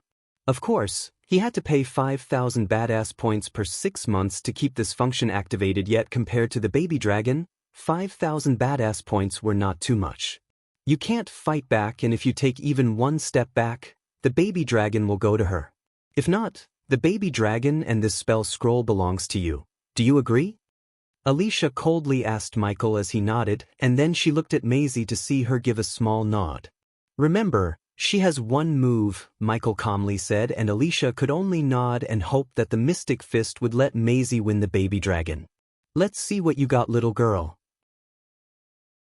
Chapter 115. Because of the drama and curiosity, many people stepped closer and curled Michael and Maisie. Michael was happy to see the crowd around him and expected to receive at least 2,000 badass points by impressing these crowds. On the opposite side to Michael, Maisie let out a cold snort and closed her eyes to conjure the arch energy to use her strongest attack, the Mystic Fist. Although Alicia advised her to use the Mystic Fist, the main reason for her to go with Mystic Fist was she wanted to humiliate Ghost, who was said to be on the same stage as Noah. She wanted to prove Abel and everyone wrong by defeating Ghost, and in her mind, she really believed that she could win this bet and defeat him. Ever since she started cultivating, she never lost a battle. Just a few seconds after she closed her eyes, the onlookers felt the ground slightly trembling and heard an unearthly humming in the air. Soon, their jaws dropped and their eyes went wide as they could in shock, looking and feeling the pure arch energy that's being gathered around Maisie. Alicia was not an exception to this, as she also seemed amazed by the spell. Holy shit, is that an epic class spell? Yes, it is. I heard only someone from the Cooper bloodline can use this spell. Can he really withstand this attack? He did say he won't move or fight back. This spell seems like it could kill even a body-strengthening cultivator. Look, the fist is taking shape. Michael calmly watched a huge fist made out of nothing but glistening silvery arch energy appear above Maisie's head. The fist was tall as a coconut tree and as wide as a couple of buses lined up, and it grew bigger by the seconds.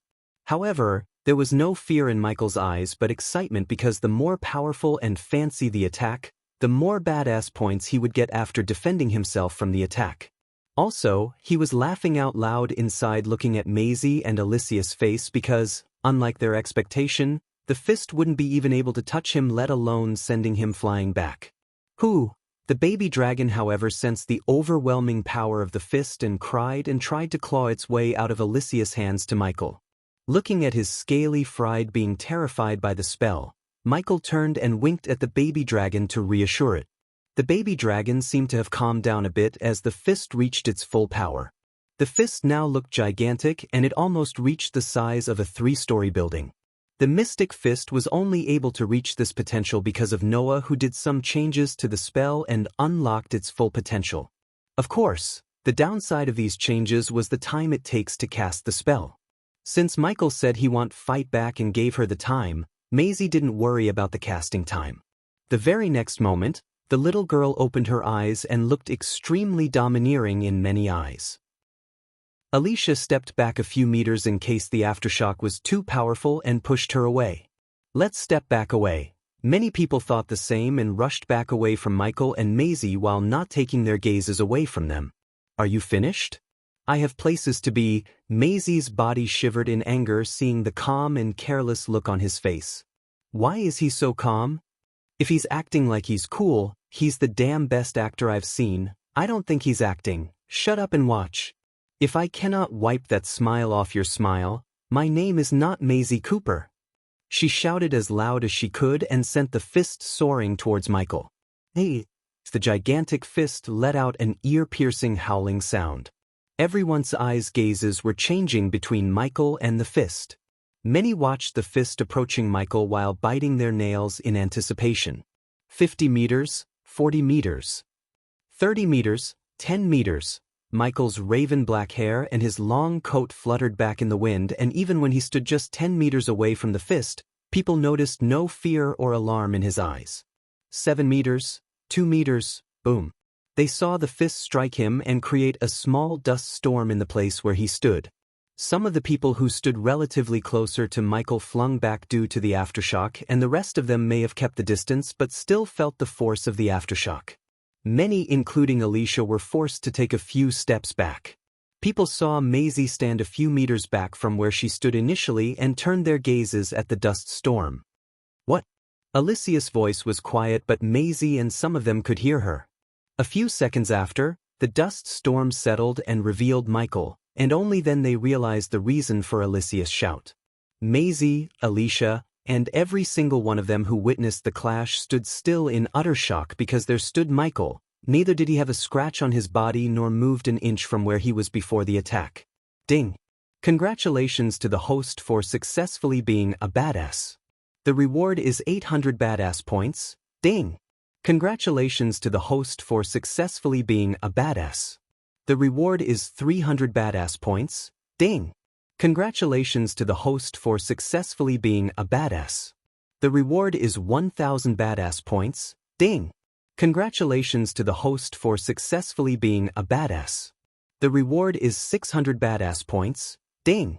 Congratulations to the host for successfully being a badass. The reward is 200 badass points. He expected 2000 badass points, but he got double the amount than he initially thought. He thanked Maisie and Alicia for this wonderful opportunity. That was it? Humph, he snickered, and his gaze was full of content and ridicule which shook Maisie's pride and self-confidence. How? What? Maisie couldn't help but mumble under her breath in utter shock. Not in a million years she thought he would stand still taking the mystic fist head-on. What shocked her more was Noah's words, as he said no one in the same cultivation stage as she would survive the fist. But not only she was unable to kill him, she couldn't even make him take a step back. Arrogance has to be earned, and if something needs changing dash. He didn't complete his sentence but raised his hand as the scroll and the baby dragon came flying into his hands.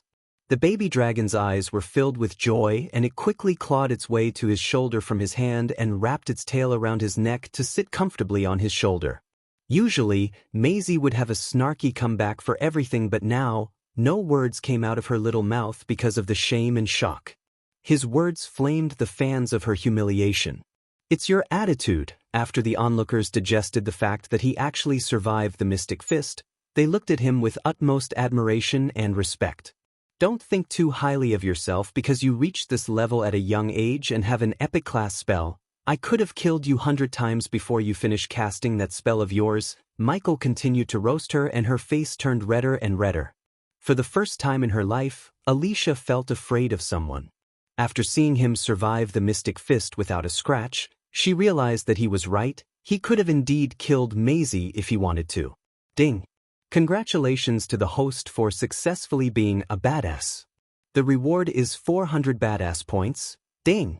Congratulations to the host for successfully being a badass. The reward is 300 badass points. Ding. Congratulations to the host for successfully being a badass. The reward is 200 badass points. At this moment, she doubted even Noah could defeat him. Now she finally understood why Peyton and Zanali wanted to recruit him first. Amidst the shocked gazes, Michael gave a last glance at Maisie before turning himself into a lightning bolt and disappearing from their sight. Even after he left the place, no one was able to close their mouth. Right this moment, none looked at Maisie as a young genius but a loud-mouthed brat. Michael did not know that he attracted many eyes and spread his legend across all the kingdoms in the Elon continent. Without Noah knowing, Michael killed one of his closest friends and destroyed the self-confidence of Maisie, the girl he thought of as his little sister. In just 2 days after coming to the Nether Realm, he gained a lot more than everyone else.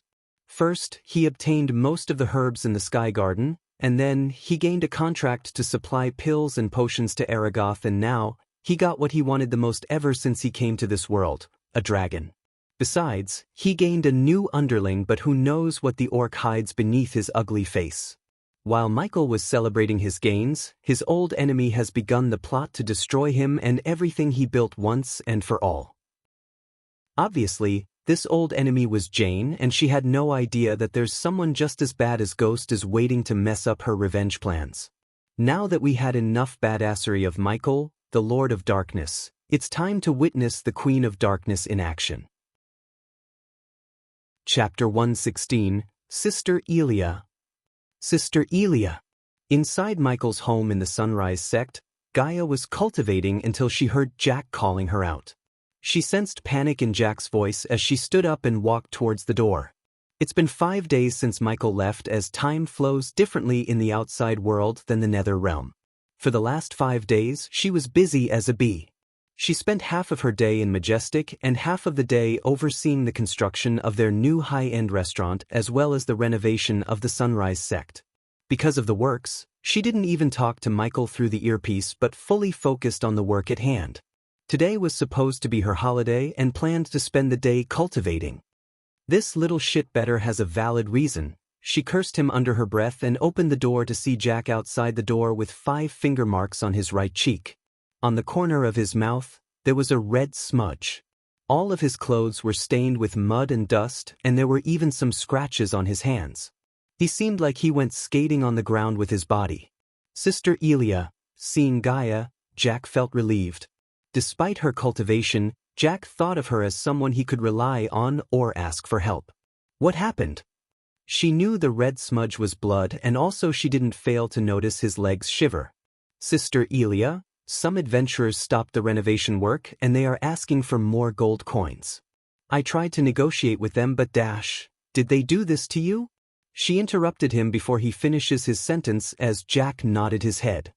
I'm going to beat the crap out of them for attacking my minion. Come. She tied her raven black hair into a ponytail and rushed towards the student quarters because that's the place they were renovating. Sister Elia, those adventurers have a body-strengthening level 8 cultivator with them.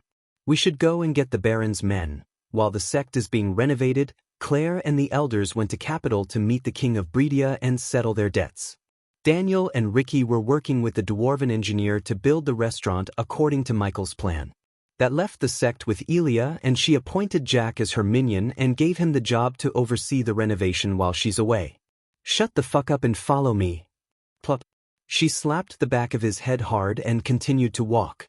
After he was slapped and thrown away from the student quarters by those adventurers, his first instinct was to run to Ghost's home and call Sister Elia.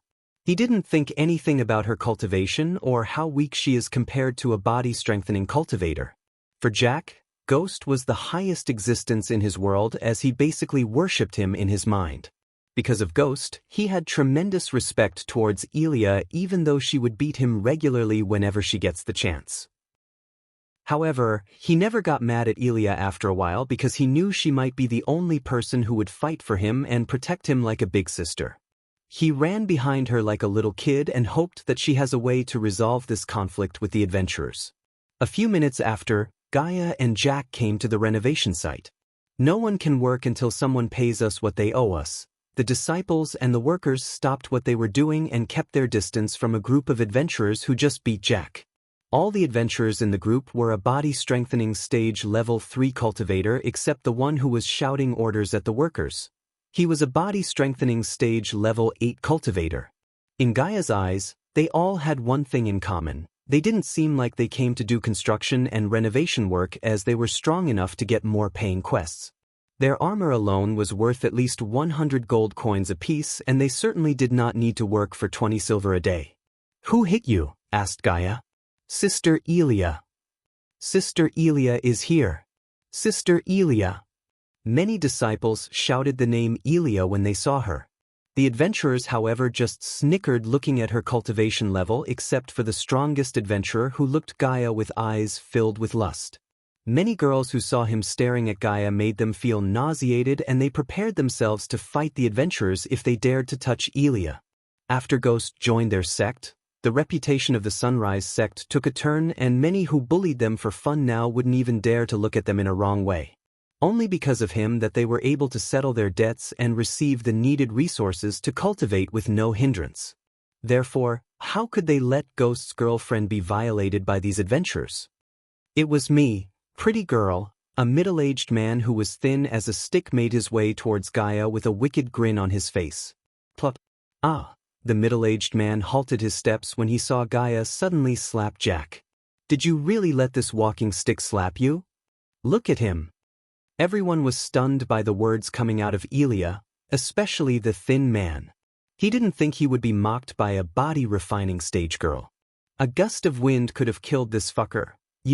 How did you even climb the stairs against the wind?" "Ha."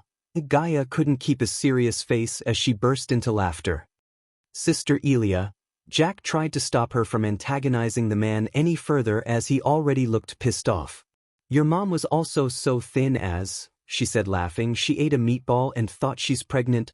Gaia began to abuse the man's family and continued, "But it turned out she was really pregnant." "Pregnant with you, huh?" Her joke might have been a bad one, but the man's reaction made even his friends chuckle for a moment. "How dare you?" "Who is?" However, when he stepped forward at Gaia raising his fist, she let out a blow of wind, and shockingly, the wind came out of her mouth really did send him flinging away like a kite without an anchor in a storm. The scene stunned everyone as they watched the man disappear with their mouths wide open. She only looked like a body-refining stage cultivator, but in reality, she was a core formation level 7 cultivator. For her, killing a body-strengthening stage level 3 cultivator as easy as stepping on an ant. "Was that me or the wind?" She looked at the sky and said while the rest of the adventurers stared at her speechlessly. "Sister Elia." Gaia ignored Jack and looked at the leader. "I heard you want more gold coins. Erase my counteroffer. Pay my minion's healing cost. Apologize to him and run away as fast as you can." There was no smile on her face as she said seriously. "Healing cost? How much would that be?" The leader, who was a bulky old man with a white beard, asked. 9,000 gold coins plus 2,000 for the psychological pain my minion experienced because of you. Is Sister Elia serious? Did you do that? How did she do that? Am I seeing it wrong, or she's just a body-refining stage cultivator? I bet Brother Ghost gave something to her making her this powerful. I think so too, or how could have she done that? Do you think she can kill him too? I don't know that, but if they hurt her, Brother Ghost will tear them to pieces. He's not here. Let's hope Sister Elia can beat their ass. The disciples already began to chatter while the adventurers had weird looks on their faces after hearing Gaia's words. They did not know whether she's joking with them or not, but they knew that she's not normal. "Are you hit on the head, girl? I don't know what you used to do, what you did, but dash. No buts. You either do what I told you or die." Gaia interrupted the leader with her words, and seeing the careless look on her face, the leader glanced at the man on his side as he stepped forward to take care of Gaia. "Jack, keep an eye on that guy. I have a feeling that this is now what it seems to be." While the man was on his way towards Gaia, she ordered Jack and rolled her sleeves upwards.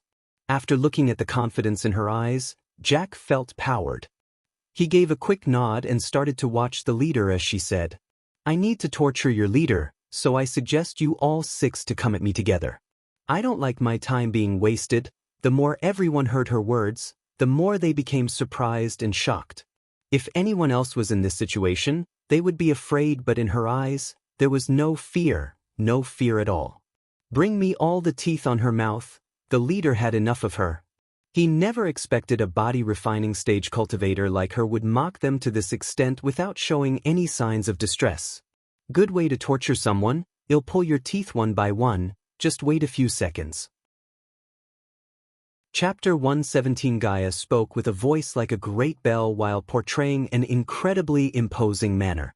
The disciples heard her words and they couldn't help but feel goosebumps all over them.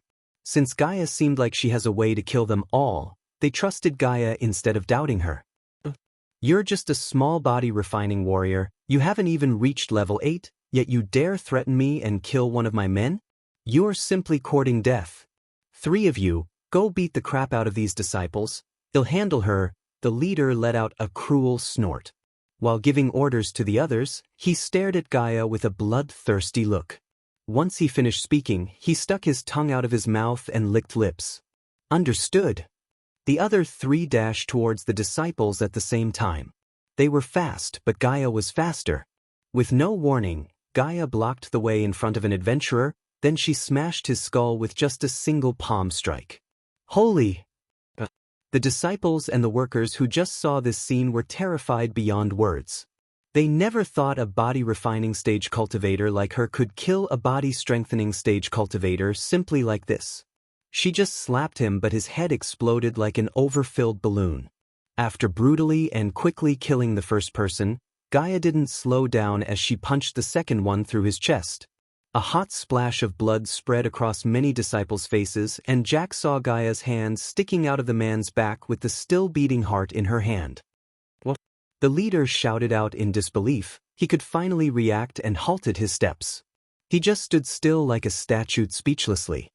He never expected that this young girl whom he looked down upon could have such a ferocious approach and kill 2 of his men in an instant, making their adventuring party suffer a great loss. "You're gonna die." The leader became furious. He quickly retrieved his mace and raised the mace high up into the air, then he forcefully threw it towards Gaia. With this action, he tried to save the 3rd man's life before she could brutally kill him. However, she grabbed the man by his neck and threw him towards the mace, which was still soaring through the air. Plop! Blood and pieces of flesh flew off in all directions. The mace produced a buzzing sound after it collided with the man's body. Because of the force of Gaia's throw and the power of the mace split open the man's head in the midair. The terrified expression on everyone's face became thicker. None of these adventurers was Gaia's match. Although the leader was much stronger than the men she just killed, compared to her, he was still feeble as a baby. When she killed these men, in the nether realm Michael received the notifications and tried to contact her through the earpiece, but she put the earpiece in her space ring while she was cultivating and didn't put it back on. Among his party, 3 were instantly killed by Gaia, and 1 was sent into the sky. They were hired to cause problems for Ghost while he was away and hurt his girlfriend as well as a few of the disciples in the process. But right at this moment, he realized that he stepped into the wrong place and met a devil in the form of this girl. Sister Elia rocks. Hail Sister Elia! Looking at the terrified faces of the remaining adventurers, some of the male disciples cheered after Jack. The leader let out an angry roar, then he unleashed his full power and slashed his mace at Gaia as she punched the mace covering her fist with arch energy. Bam! The mace and the fist clashed with each other. The center of collision exploded and surprisingly, there appeared cracks on the mace. The leader was sent dozens of meters away from the impact while coughing blood out from his mouth. Can't even withstand a single fucking punch. She let out a cold snort, then she turned her attention at the remaining adventurers before they could escape and dashed at them with a wide evil grin on her face. The grin on her face not only terrified the disciples but also sent a cold chill running the adventurers' spines. The adventurers intended to escape, but before even they could take a step, she appeared before them and started crazily attacking them. Bam bam bam. With every strike, a loud explosion-like sound would follow. The adventurers tried blocking the attacks with shields in their hands, but, under Gaia's lightning-fast attacks, they could only defend for a few seconds before she broke shields and bones. She could have simply killed them one punch to each adventurer, but she beat them to induce the fear of God in the leader's heart so he would break easily when she starts investigating him. Besides, this was her first battle after a long time, therefore, she didn't intend to end the fight so soon. If Michael was here, he would be surprised at the way she moves and fights and think of her because she fought like the female version of Bruce Lee and Ip Man mixed together. With each one of her strikes, one adventurer would spit out a mouthful of blood and drop to the ground, losing their consciousness in fear and pain. Damn it, who is this abnormal monster and why is she so strong? The leader couldn't help but curse. Today, he had personally decided to attack, and he had also brought many experienced body-strengthening stage warriors with him. In his mind, with this strong force, he would be able to kill not only the ghost but everyone in this sect. Yet, he had never expected he would suffer such great losses. Dead already said. Weak as you would choose what quest? Catch goblins? Looking at the adventurers on the ground laying in their own pool of blood, she sighed and asked the dead ones with a disappointed face. Right at this moment, there was nothing but fear in the leader's eyes. Deep down, he wanted to tear the old man who gave this quest into pieces. At first, he took this quest to cause problems for Ghost and his sect because it was great pay for an easy job such as this. But now he wanted to go back in time if he could and change his decision. Not good. Looking at the grin on her face, the leader's legs trembled in fear. He could sense a great amount of danger from her right now.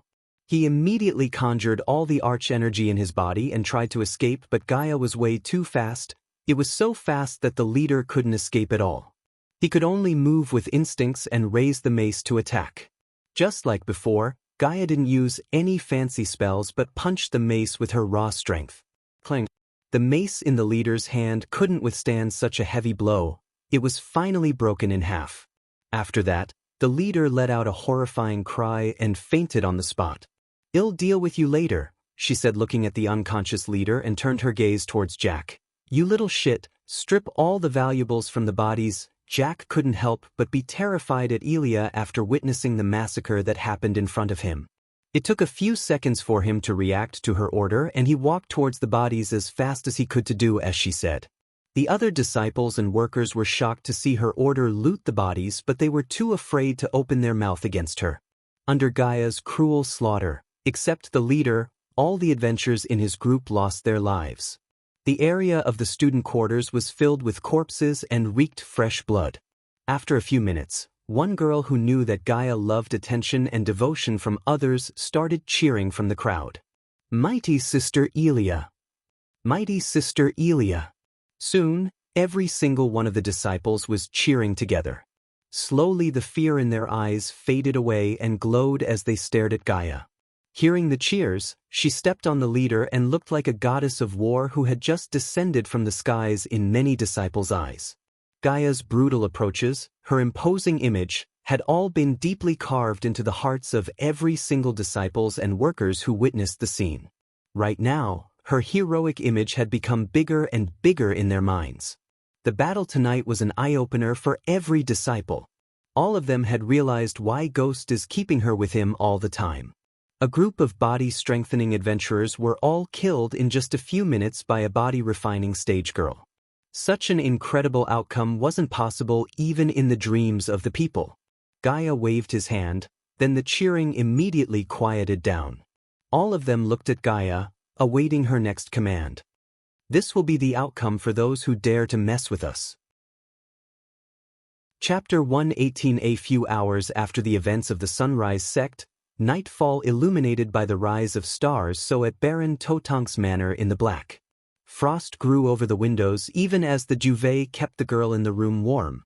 The girl wore a silky nightgown and watched the ice crystals grow for a while, allowing her brain to be empty.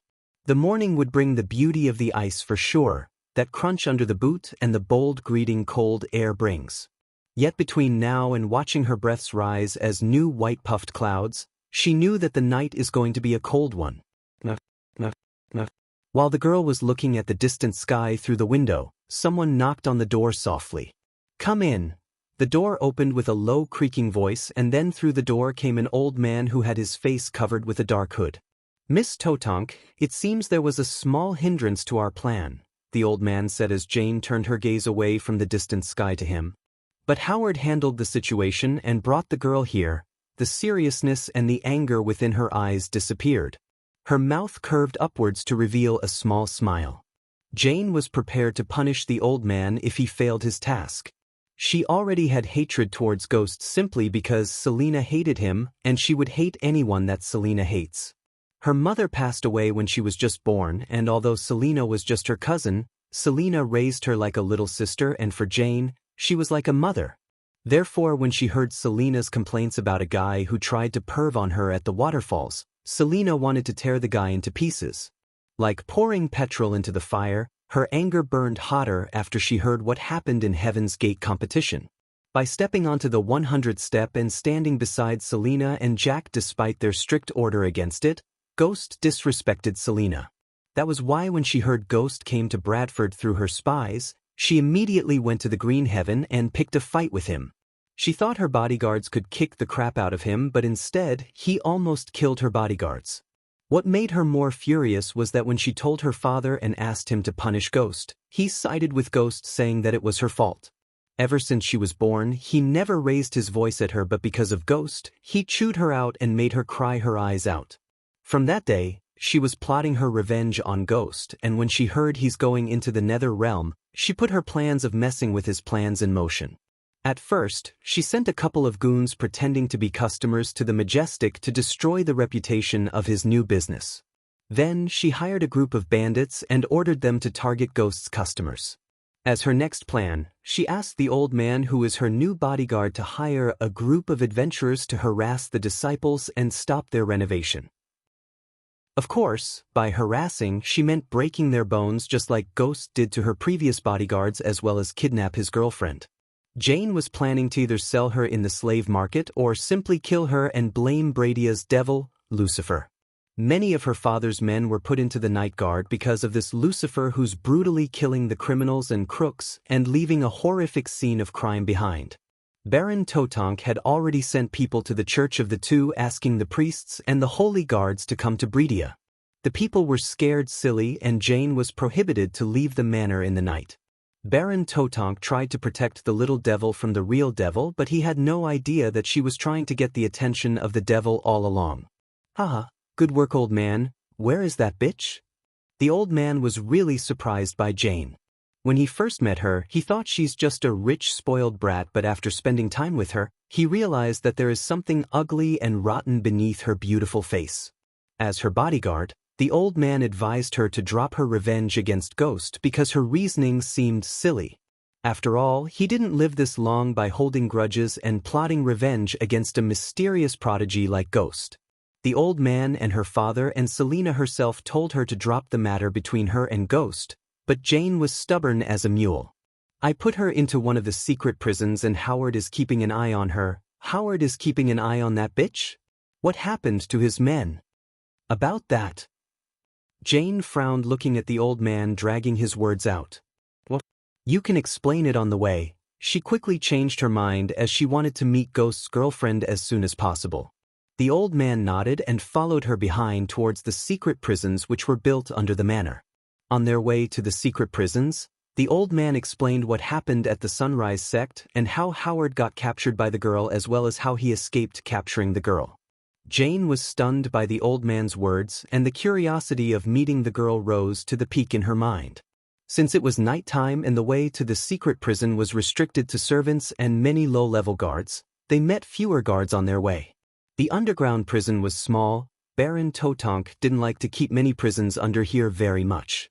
Most criminals would face trial after a few days and either be released or sentenced to the main prison on the ground. In addition to the old man, Jane's other guards, who were also the old man's team, joined them and entered the prison. The prison had a total of 3 levels and the walls were built out of hard granite blocks. Although Jane was the daughter of the Baron, this was her first time coming here, and she noted the deeper she got, the narrower the hallway became. "Why is this place so wet and muddy?" Jane frowned and twitched her nose as the ground was wet and the muddy sewage was flowing down the stairs, down to the last floor. Howard and the prisoner were at the bottom of the prison. Each layer they went down, the stench in the air became thicker. "Miss Totonk, please be careful dealing with that girl. We still don't know the full extent of her abilities and strength." It was a man following Jane who had spoken. "You mean to say that the 6 of you, core formation level 4 warriors, couldn't handle a body refining stage girl?" Jane challenged. "No, Miss Totonk, I mean." The man stammered. After hearing her reply, the old man turned his head and signaled everyone not to speak a word as he knew she wouldn't listen to them. This floor was many times smaller than the one above, with a total of only 3 to 4 cells. The warden lit the torches on the walls, and as the darkness faded, Jane saw a girl sitting on a chair in the middle of the room with Howard standing behind her. The girl had her head covered with a black sack and Howard's light blue armor almost turned red by his own blood. The temperature in the dungeon was low enough to make people see white fog when they breathe out. The old man's group circled Jane while the old man himself stood by the girl on the chair's side in case she tried anything that would harm Jane. His first priority was protecting Jane, and he wanted to do that to the best of his ability. Yet because of Jane's stubbornness, his job became more complicated and difficult. "She did that to you?" Jane snickered, looking at Howard. In the light of the torches, she saw his legs trembling and couldn't help but look down on him. Howard, on the other hand, only just a few minutes ago realized that he was hired by the Baron's daughter through the old man. He wondered what Jane was planning to do with the girl. "Yes," Howard answered meekly, and everyone except the old man was stunned because he was a body-straightening cultivator while the girl was only at the body-refining stage. Since they were not there with Howard to see how she massacred his party, they had a hard time believing him. Of course, he would happily agree to kill this girl as she killed all of his adventuring party and tortured him till he wet his pants, but although the girl was tied to the chair as well as iron shackles were around her hands and legs, she wasn't a prisoner as they were thinking. "She's not our prisoner, we are hers," Howard thought to himself while struggling to stop his body from shivering, not in cold but in overwhelming fear. Looking at Jane and the guards behind her who were staring at him cluelessly, Howard could only feel pity for them. At this moment, they did not know that they just brought the devil into their household and served themselves on a silver platter. Chapter 119, Where is your ghost now, bitch? Jane asked angrily and started punching Gaia violently like a crazy animal. Howard stepped back from Jane and Gaia, thinking what's going to happen to Jane. Mississippi. While Jane was punching Gaia, the old man noticed the girl on the chair isn't moving as she's supposed to. He frowned and tried to stop Jane. "What?" Jane turned her cold eyes at the old man, and before the old man could say anything, she looked at Howard. "You. Remove the sack. I want to see the look on her face while I break every single bone in her body." Yet even after hearing Jane's order, Howard stood still in the corner, shivering to go towards Gaia. "Didn't you hear what I said?" Instead of walking forward towards Gaia, Howard stepped back further into the dark corner of the room. Everyone, including the old man, was stunned to see Howard cover in fear like this. The suspicion in the old man's heart got bigger as he himself went to remove the sack from the girl's head. Boom. However, the moment he touched the sack covering her head, a blast of force sent everyone in the room flying. One by one they hit the wall, and the force of their collision made the old room tremble. The force blast also put down all the torches except one, which didn't burn as bright as before but let out a small shimmer of light. While they were struggling to stand up, Howard saw the chair with the girl floating in midair. "Oh my God!" Like a scared little kid, Howard curled onto the corner in fear. Ha! Suddenly a burst of evil laughter filled the room, and the very next moment, the small shimmer of light coming from the torch disappeared, making the room pitch black. "What's happening? Leave me alone. Don't kill me and all." The old man himself began to feel afraid and heard some of his colleagues scream. He was a devotee of the peace god. He tried to fight the fear with the mantra he learned from the temple. Slowly, while chanting the mantra in his heart, he looked through the darkness to see a pair of red eyes staring at him. But right at that moment, he felt like his soul itself getting pierced by those red eyes and screamed in terror. The old man lost all his will to fight the fear and gave up to the fear, just like his colleagues. The very next moment, he noticed a puff of green glistening smoke traveling towards him, and in that glistening, he saw a figure standing in the darkness.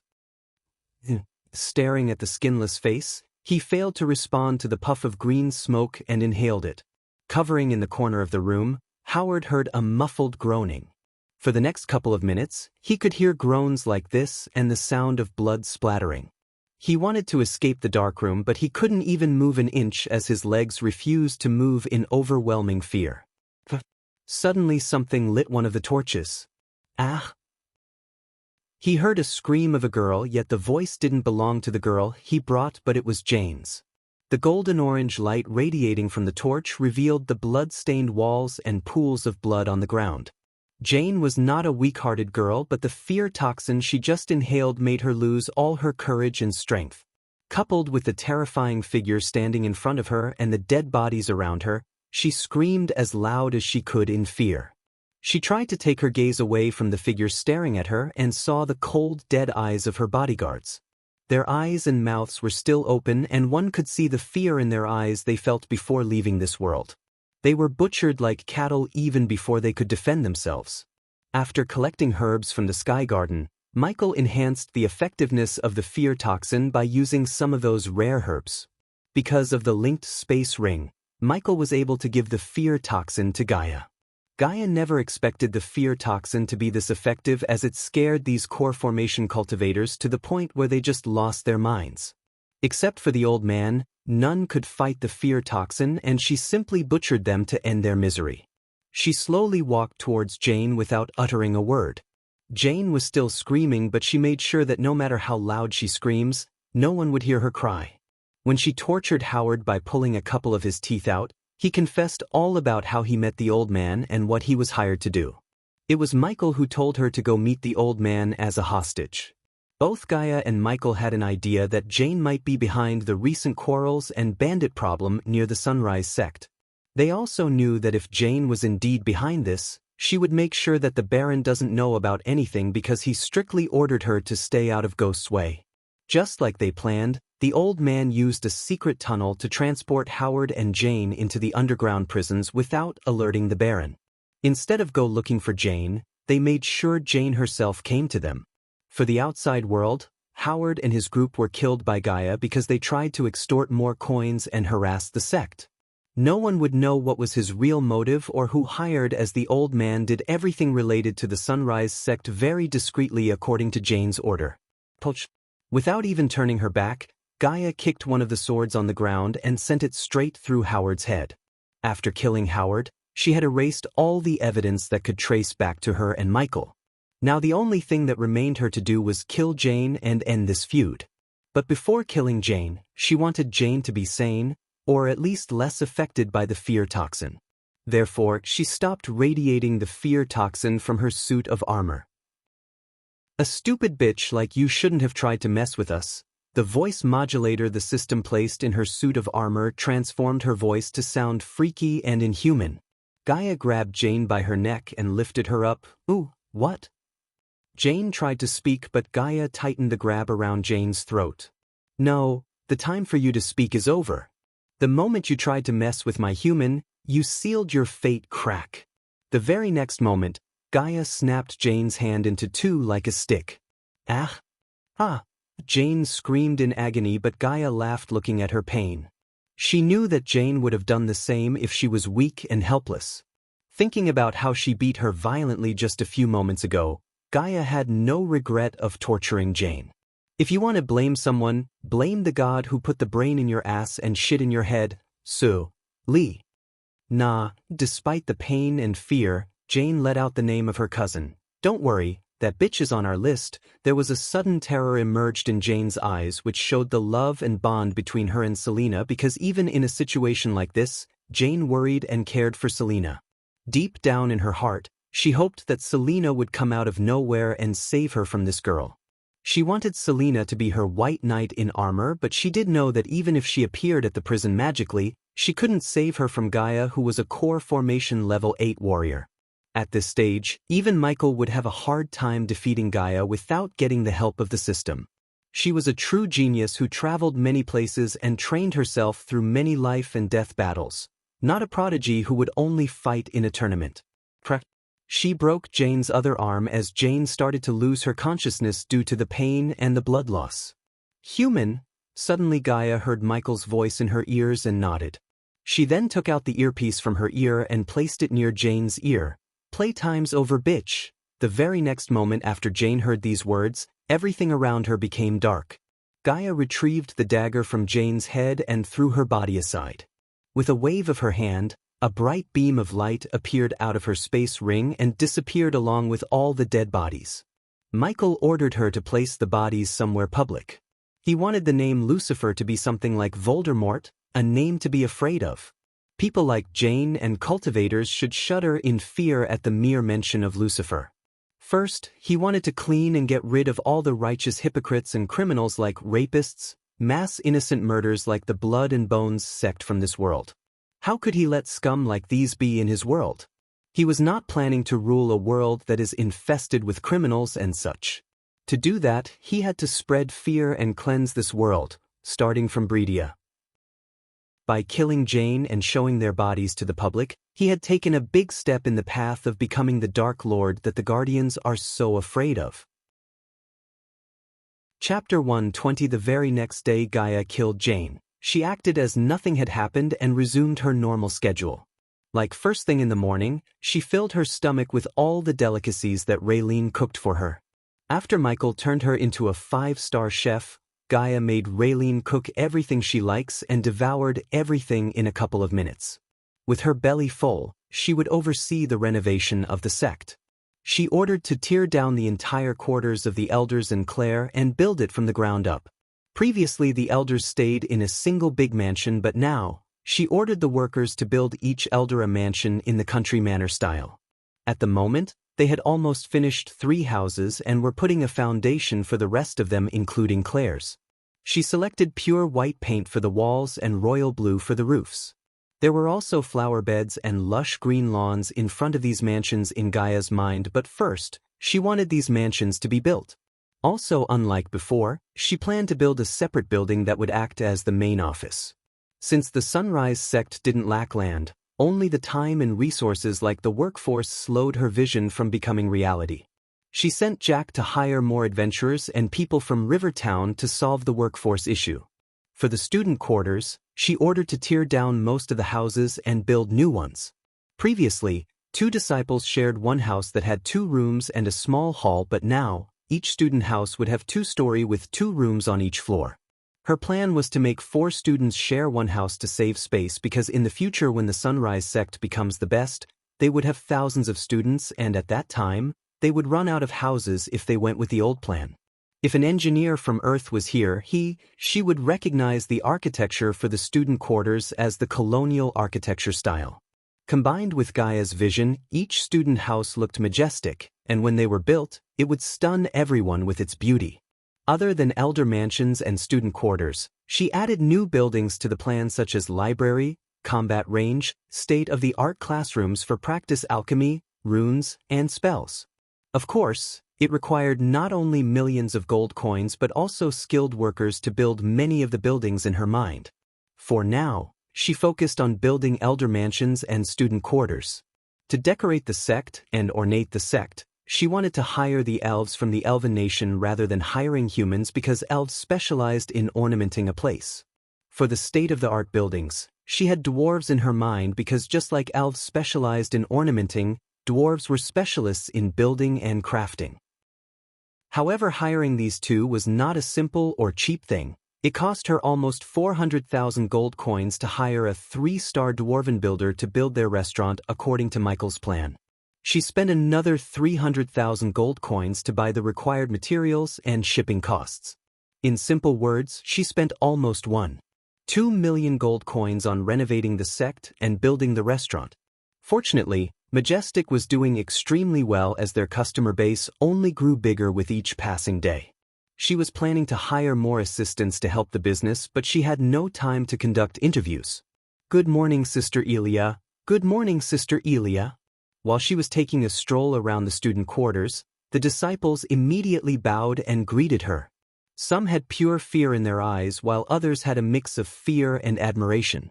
The disciples didn't just stand there but helped the workers in any way they could. Even the kids Michael rescued along with Cindy were helping the workers by supplying water and cool beverages to them. After her morning stroll, she came to the makeshift stable where she kept her new Pegasus. Since the previous Pegasus died at the Phoenix Island, she had Daniel pay for the dead Pegasus and hired another one. Before they opened the Majestic for business, she decided to check the progress of the restaurant in Rivertown. Plus, she wanted to see how the people are reacting to Jane's demise. "Let's go to Rivertown, Peggy." She patted the new Pegasus on the head and mounted it to fly to Rivertown, leaving the overseeing the renovation to Jack. Miss Elia. When she landed near the building site where a bunch of people was working tirelessly, Daniel and Ricky came running to greet Gaia. "Where is that dwarf?" She saw no dwarf in the working site and asked both of them. The dwarf completely tore down the entire building, unlike Michael and Gaia expected. Because of that, they were building the restaurant from the ground up, which led to more working and resources. "Where is Raylene?" Before they could answer, Gaia asked them, noticing no Raylene around. Lord Gatmill and Lady Raylene went to Bradford. Miss Elia. Gaia noticed a glimmer of fear in Daniel's eyes while Ricky spoke. "Bradford? Miss Elia, you knew Jane, right?" Ricky asked curiously as Gaia nodded. "The Devil of Bredia killed her and all of her bodyguards." Unlike Daniel, there was no fear in Ricky's eyes, which surprised Gaia because weak people like him would be terrified in a situation like this. "Jane is dead." "Are you serious?" She acted as she didn't know anything about Jane. Ricky and Daniel nodded. "Yes, Miss Elia, I just came from Bredia." The entire city is in panic and the Baron sighed. Ricky sighed and felt pity for the Baron. "The man is broken into pieces. I had never seen a man cry like that." "Oh? Who is this Devil of Bredia?" "Lucifer." The moment the name escaped Ricky's mouth, she noticed some people stop working and praying, looking at the sky. "Many people call him the Devil of Bredia since he first appeared in Bredia." "Him?" She growled inside because it was her who pretended to be the hostage, punching bag of Jane and finally killed them. Yet, she was unable to take the credit, so she hid her emotions from showing on the face. "Why do you say it was Lucifer who killed them?" "The Baron has many enemies, Sister Elia. I saw the bodies. They were laid in a shape of L and Jane." There was a small pause in Ricky's voice for a few seconds before he continued. "She was hanged from the top of the manor. Lucifer broke her 2 arms. Sigh. She suffered before dying." Ricky obviously sympathized with Jane, but Gaia, who actually killed her, didn't feel a thing for Jane. Michael would have left her alive if she hadn't held off a grudge against him. Before dying, she sought revenge against him by messing with his business as well as trying to kidnap Gaia. Many, including the old man and Selena, advised her not to cross paths with Ghost, yet she did exactly the opposite and ended up losing her life. Unfortunately, the old man and his team became collateral damage. "Miss Elia, if you want anything from Bradford, you should get it soon." The soldiers were talking about a lockdown. "Entire garrison of Bradford is searching for Lucifer, and I heard the church is also coming in case he really is the devil," Daniel added. It was no surprise to Gaia that the church is coming to Bradford because when something evil appears, they would come to cleanse the city with their holy guards. Aside from the garrison and the church, she also expected the Guardians to act, as they would now suspect Lucifer to be the Dark Lord. With their current power, she knew they can't face either of those three. Fortunately for her, Michael could cultivate by killing Netherals, and the orc was waiting in the abyssal to summon Netherals for Ghost to kill. Michael and she were planning to stop terrorizing the kingdom for a couple of weeks till the heat goes down. Besides, after Ghost came out of Nether Realm, they would be busy managing their businesses as well as getting rich. Of course, they knew Selena would suspect him and come looking for trouble, but they had already devised a plan to deal with her. However, the spell Gaia was using to mask her cultivation was a legendary spell that could only be dispelled by a half-immortal. Considering Ghost was in the Nether Realm while Gaia killed Jane, the garrison or the Guardians wouldn't allocate too many resources to investigate him. "What do you think, Daniel? Don't you believe in the devil?" asked Gaia. "Of course I do, Miss Elia, but I just think this is a work of a human." "Don't be too sure, old man. That was not a work of a human." "Yeah, no shit," Gaia thought inside as Ricky went on. I saw those eyes, it wouldn't be surprised if they were scared to death. If you don't finish your work here, I will gouge out your eyes. Gaia kicked Ricky on the bottom and chased him away. I want this built before Ghost returns, Gaia ordered Daniel. There were still 3 days until he returns and she wanted to surprise him by giving him the new restaurant. Chapter 121. After getting the baby dragon and the ring of fire spell from Maisie, Michael spent the day roaming around the Nether Realm to find treasures. However, he had no luck finding another treasure like the Sky Garden or the baby dragon. When the daylight disappeared, he found another cave and decided to spend the night inside. Ooh! The darkness of the cave freaked out the baby dragon as it rubbed its head against Michael's chin while groaning. You shouldn't be afraid of darkness, baby dragon, he said after gently massaging the baby dragon's head.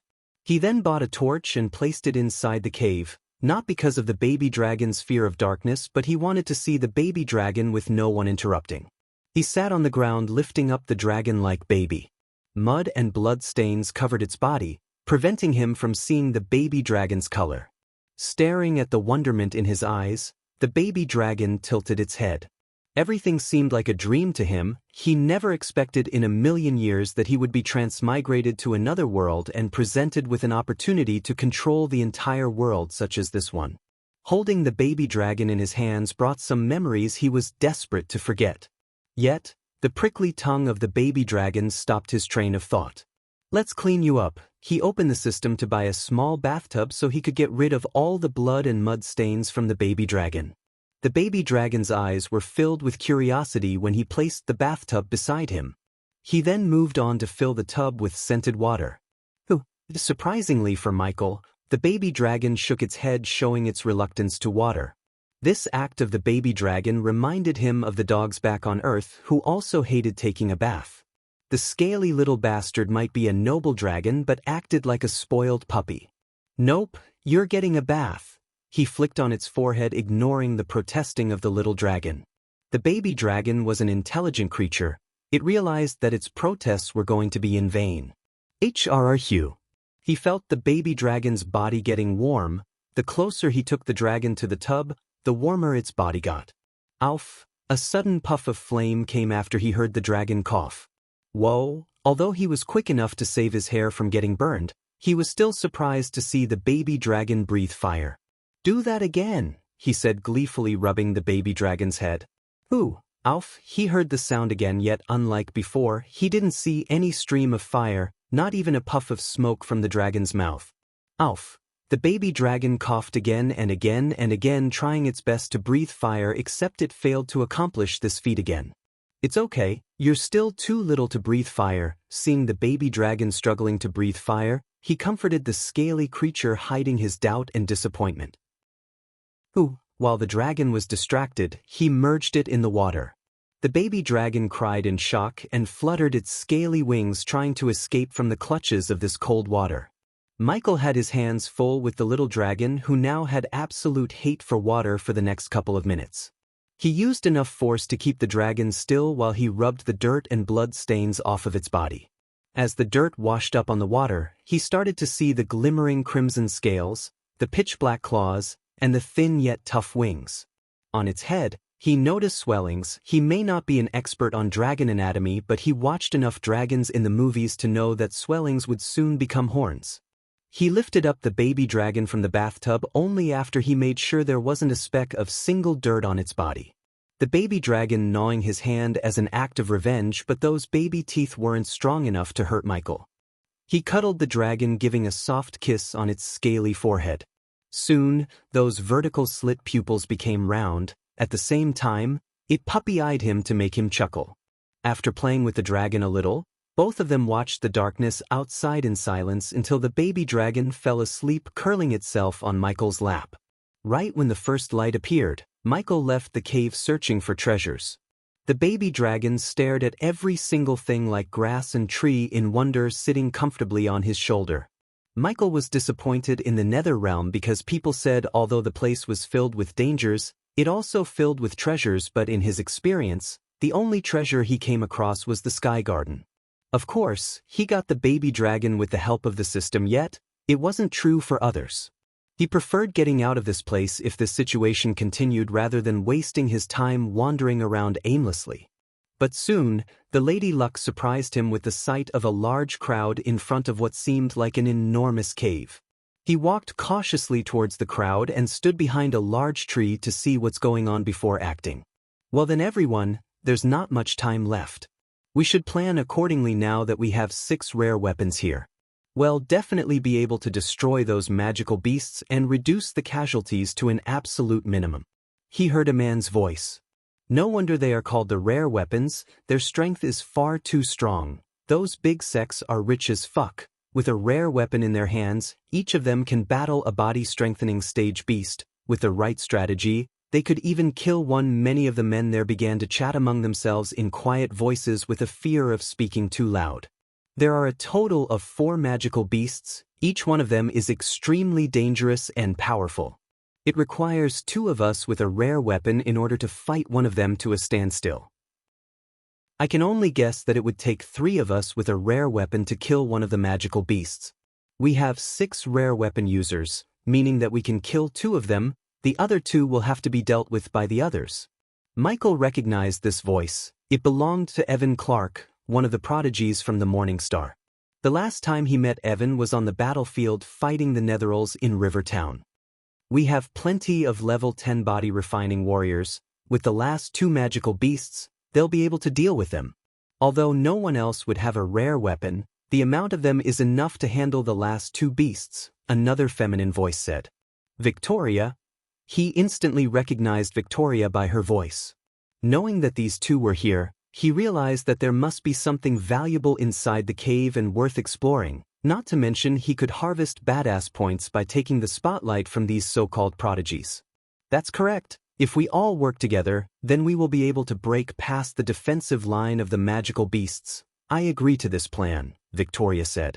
I agree as well. Followed by Victoria's voice, he heard Hannah Barry's voice. What is she doing here? Flashing the Netherals to death. Michael chuckled inside. The crowd saw 3 of the 5 experts had all agreed while the other 2 remained silent. Noah, Alicia, if we may have your opinion. Evan looked at Alicia and Noah and then the little girl beside them.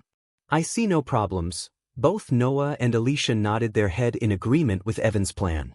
Seeing the strongest among them give their agreement, Evan had a look of excitement on his face. Then, taking a glance at the crowd, he spoke in a loud voice. Everyone, now that the 5 experts have all united to enter the Immortals' Cave, I hope that everyone will stand with us. Our combined strength will be enough to kill the magical beasts, and whoever enters the cave will be able to take what they find. As soon as Evan finished his speech, everyone stood up at once and began to cheer loudly. Each one of these men was at level 10 of the body refining stage, and with their rare weapons, they were on par with body strengthening level 5 warriors. If you are not above at least level 7, then don't throw your life away. We are only inviting those who at the peak level to fight with us. Victoria yelled out loud, causing those who didn't meet the criteria to be displeased. Victoria sounded arrogant as usual. The way she spoke irked many people, but they had to stay back unless they wanted to end up as magical beast turds. After this, those who weren't strong enough to face the magical beasts could only retreat away from the cave grounds, leaving behind around 70 men. Each of them was at or above the level 7 body refining stage with a strong background and a determined face. Good, then let's have everyone here so we can plan things out. I propose that we split up into 4 groups, each one will deal with a single magical beast. Does anyone have any opinions? Evan spoke. This plan's fine, I agree. I agree as well. Everyone began to ask their questions. Shouldn't we wait for Ghost? Among the crowd, a person asked, making Michael grin. Chapter 122. After the man asked the question, among the crowd, there were a few moments of silence. It was Victoria who broke this silence with her words, "We are not waiting for anyone. The people here are more than enough to slay those 4 beasts." She left no place for anyone to talk back. Ever since he humiliated her during Heaven's Gate competition by Spartan kicking her off the stage, the seed of hate towards Ghost had grown into a giant tree in her heart. Every time she hears the name Ghost, a flash of anger would emerge from her soul itself. Hearing the name she hates the most again, deep down she hoped he had died somewhere in the nether realm. That bitch didn't change a bit, Michael said to the little dragon as it tilted its head confused. Evan smiled. Ghost can join the fight when he comes here. For now, the inner group here has enough people to split into 2 groups. The rest of the men here should split into 2 groups as well. Does anyone have any objections? The inner group Evan had mentioned were all standing right next to him. All of them belonged to either one of the 3 sects or a powerful faction like the Guardian Guild. Behind the tree, Michael was scanning the area to detect the so-called 4 magical beasts they were meticulously planning to defeat. His closed eyes opened abruptly when he detected the magical beasts using his environmental scanning. 4 core formation level 7, these beasts were not something he could handle alone. Maybe with Gaia, he could have defeated one, but even with her at his side, no way in hell he could have killed more than 2. Fortunately, these guys were preparing to fight the beasts, leaving him to plot a plan of his own. On the other side, Evan spoke to the others. For magical beasts are guarding the Immortals' Cave. The names of each of these strong magical beasts are the Winged Ash Snake, Golden Lightning Lion, Bearded Earthworm, and the Ground Terror. After examining them closely, we've already established that their strength is the same as each other. The only difference is their innate skills. The Winged Ash Snake is capable of flying and spitting out an extremely potent acid. If it takes off into the air, then it will be extremely hard to deal with. The Golden Lightning Lion has an extremely high defense because of its golden scales. As the name suggests, it can also spit out lightning as well as discharge electricity from its body. It would be best for everyone to stay away from it. The Bearded Earthworm is a special variation of an earthworm. It has an equally strong defense to the Golden Lightning Lion, but its only weakness is, it is slow. If anyone has speed spells, the Bearded Earthworm will be your best target. Few of them who had speed-enhancing spells decided to take on the Bearded Earthworm. The last one is the Ground Terror and our biggest headache. Its attack strength isn't as strong as the other 3, but the most annoying trait about it is that it's fast, extremely fast. In a blinking moment, it can drill deep into the earth to evade our attacks and then strike out from underneath. It is completely silent when it's underground and leaves behind no trace. It can attack from underneath one's foot at any time, and while it is the weakest in terms of attacks, its attacks are generally unblockable. At the mention of the Ground Terror, Victoria's eyes narrowed angrily. Clearly, she had fought one before and ended up on the losing side. Evan, which magical beast do you think we should take on? Noah asked from the side. We should target the Winged Ash Snake. We have 3 rare weapons and one of them is a longbow. If the Winged Ash Snake were to take to the skies, then we could shoot it down. We also have a whip that can tether and restrict the snake's mobility. At the very least, we could prevent it from taking to the skies. These 2 weapons are the bane of the Winged Ash Snake. Evan spoke with no hesitation. Noah thought for a moment before nodding his head in agreement. Makes sense, since Abel went missing, Noah wasn't his usual self or he would have taken the initiative to lead the group against these 4 magical beasts. Alicia hoped they would find Abel soon, alive and well. After hearing Evan, Victoria spoke up. The Bearded Earthworm has extremely strong defenses and has a lot of strength as well. The average body refining stage warrior wouldn't be able to do any damage to it, and without a rare weapon, its defenses cannot be pierced. I will lead a group to take this one. The others can deal with Golden Lightning Lion and Ground Terror. In a flash, the discussion was over. The most annoying magical beast, the Ground Terror who had an unavoidable and unblockable attack, and the strongest magical beast the Golden Lightning Lion were given to the last 2 divisions. Hannah Berry led one while a rogue cultivator led the other. Although the men in those 2 divisions were displeased, they weren't able to say anything. The Winged Ash Snake was capable of flight which would render all those on the ground helpless. It would also be able to strike at the men on the ground with its potent acid, so this magical beast was best suited for the group with the longbow and whip user. I should pick the weakest beast. He recalled what Evan said about all the beasts, thinking which beast he should target. Without another thought, he removed the Ground Terror from his mind. That left him with 3 options: the Golden Lightning Lion, the Bearded Earthworm, and the Winged Ash Snake, except Noah and his group picked the Winged Ash Snake. Considering he couldn't use the long-ranged weapon as good as Gaia, he decided to leave the winged ash snake to his group. Finally, after deep thinking, he chose the bearded earthworm as his target. He had two reasons to choose the earthworm. First, he could use its slowness to his advantage, and second, he would be able to steal the spotlight from Victoria as well as get more badass points from the system. Although the Ground Terror and Golden Lightning Lion were both hard to deal with, the remaining two divisions were strong in their own right and had many people. With at least 30 peak body refining stage warriors against a single magical beast, the problem shouldn't be that big. After walking towards the cave for a few minutes, everyone came to a stop as they spotted the remains of a battleground. Some were engulfed by greediness. They thought they could make their way into the cave without alerting the 4 beasts guarding the cave entrance, except they couldn't. Suddenly, the thunderous roar of a magical beast could be heard as it shook both the heavens and the earth with an ear-splitting sound. Then, 3 enormous magical beasts came into view. One massive python of large width with a head bigger than the height of a fully matured man and black wings. This was the winged ash snake. Right next to the winged ash snake was a gigantic lion with a ferocious look and body covered with golden scales. Occasionally, a ripple of electricity would dance across its body. This was the golden lightning lion. To the side of the golden lightning lion was a lizard-like magical beast that was a meter tall and 10 meters long. 4 stumpy legs held it up from the ground and its body was completely covered by grayish scales. The most iconic feature of this magical beast was the long beard hanging from its chin. Obviously, everyone recognized this as the bearded earthworm.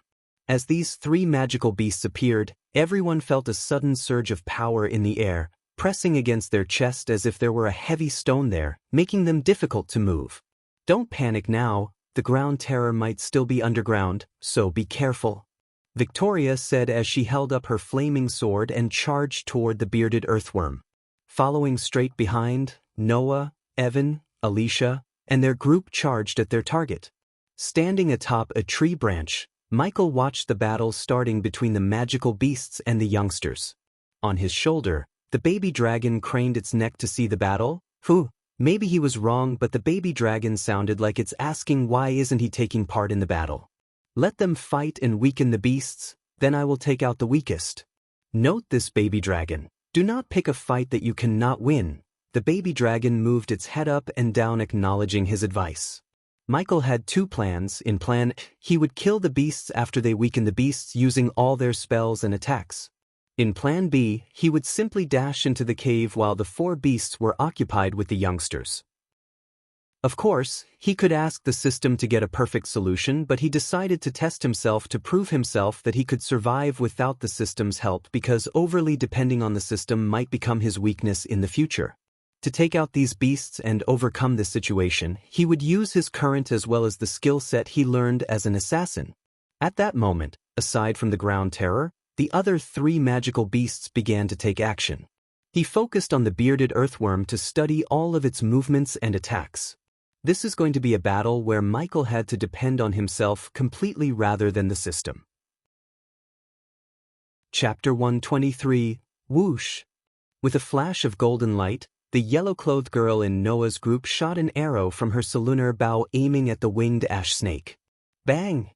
The arrow collided against the winged ash snake, producing an explosive sound. The snake's entire body began to spasm for a moment before settling once more.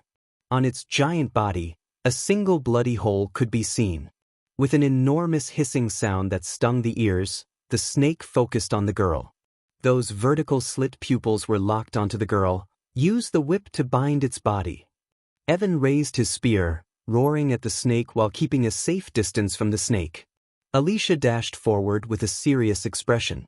In an instant, the whip in her hands blurred as it flew toward the snake's body.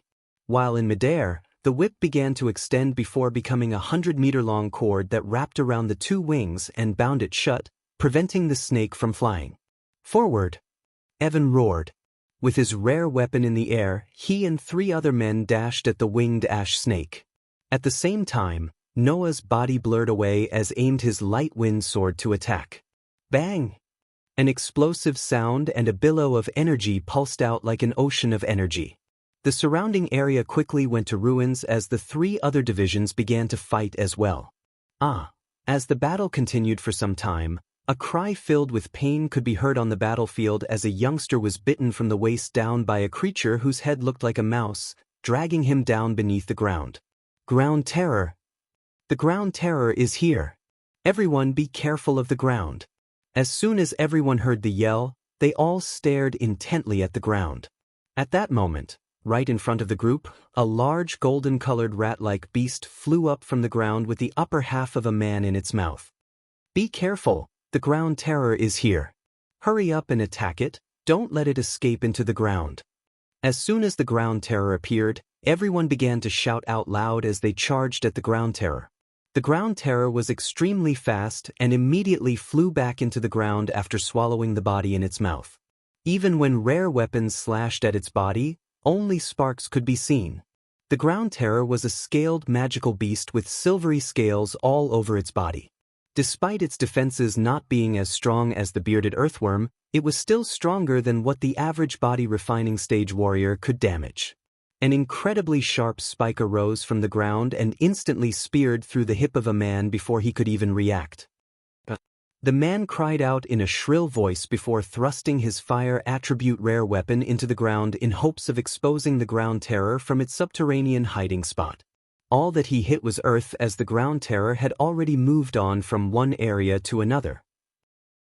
An intense purple light flashed as the entire world shook all of a sudden. By the side, the golden lightning lion shot out a blue spear of lightning that arced toward the closest person, reducing his body to nothing but ashes. Several men immediately struck out at the lion with their rare weapons, creating a clunking sound as they smashed against its scales with some sparks and blood. Although the golden lightning lion's defenses weren't weak, it wasn't capable of defending against a barrage of blows of a large group without taking some damage. An angry roar was emitted from the lion's mouth as it swiped its sharp claws at the surrounding people attacking it. Another arc of lightning was spat out from the lion's mouth, striking the closest person without giving him a chance to dodge. In that instant, 5 of the 30 warriors who attacked the golden lightning lion had been shocked by the lightning and fell to the floor with charcoal black bodies. The winged ash snake wasn't much stronger than the bearded earthworm, especially with its wings restricted by Alicia's whip. She used her and her whip's full power to attack the snake. Although the snake was a core formation level beast, it wasn't as intelligent as those who were fighting it. Therefore, with 3 rare weapons and good strategy, they were able to do some damage to the snake.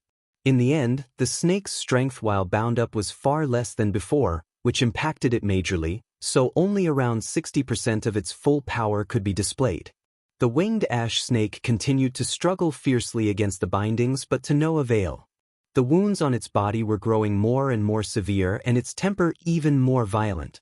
Alicia's face grew serious as she bit her lower lip and concentrated while sweat pooled over her forehead. At the moment, she was completely focused on constraining the wings of the winged ash snake. Suddenly, the winged ash snake let out a loud hiss as a large amount of corrosive acid shot from its mouth headed in every direction. Watch out! Noah saw the winged ash snake turning its head at Alicia to fire a blob of corrosive acid which was powerful enough to melt Alicia, giving her a horrible death. Noah knew he couldn't reach Alicia in time. The golden Babaru could have helped her, but it was with Maisie back at the cabin. He felt helpless and threw his sword at the snake even though he knew it couldn't hurt the snake. Zzzzzzz. Zzzzzzz. Alicia closed her eyes knowing it's too late to move, but at that exact time, she heard 2 crackling sounds. Hyacinth, she opened her eyes to see the snake shaking its head violently. There were 2 large holes in its head, exactly at the place where it had 2 eyes. Ghost! Evan couldn't help but shout in relief when he saw Michael before he transformed into a bolt of lightning. After blinding the snake using his upgraded Ignitia, Michael didn't waste any time lingering around. He dashed at the snake at full speed, getting closer to the snake in mere seconds. The arch energy as well as the speed gave him enough strength to leap into the air. Evan's jaw slightly dropped when he saw Ghost landing directly on the winged ash snake's head. Keep it still! Noah shouted at Alicia, who used her full strength to keep the snake from taking off with Ghost on its head. Michael's training as an assassin came in handy to stay on its head without falling down. Nonetheless, he didn't plan to stay longer as he crouched, placing his 2 hands right between those 2 bloody eyes. Ignition! Michael conjured all his arch energy. Thick cracks of lightning emerged from his hand, dancing around his fingers. Zzzzzzz. Boom. Everyone heard the loud crackling sound of electricity, and the very next moment, a loud boom sound reverberated the area. Splashes of hot blood, organs, and dirt splattered across the area surrounding the snake. The burning smell and iron filled the air, yet Evan or anyone who witnessed the snake's head explode into a blood-red mist didn't twitch their noses but stood still, looking at Michael comfortably landing on his feet, bathed in the snake's blood. His eyes contained a sense of accomplishment and pride within, while his lips curved upwards, making him look like a blood demon. Ding!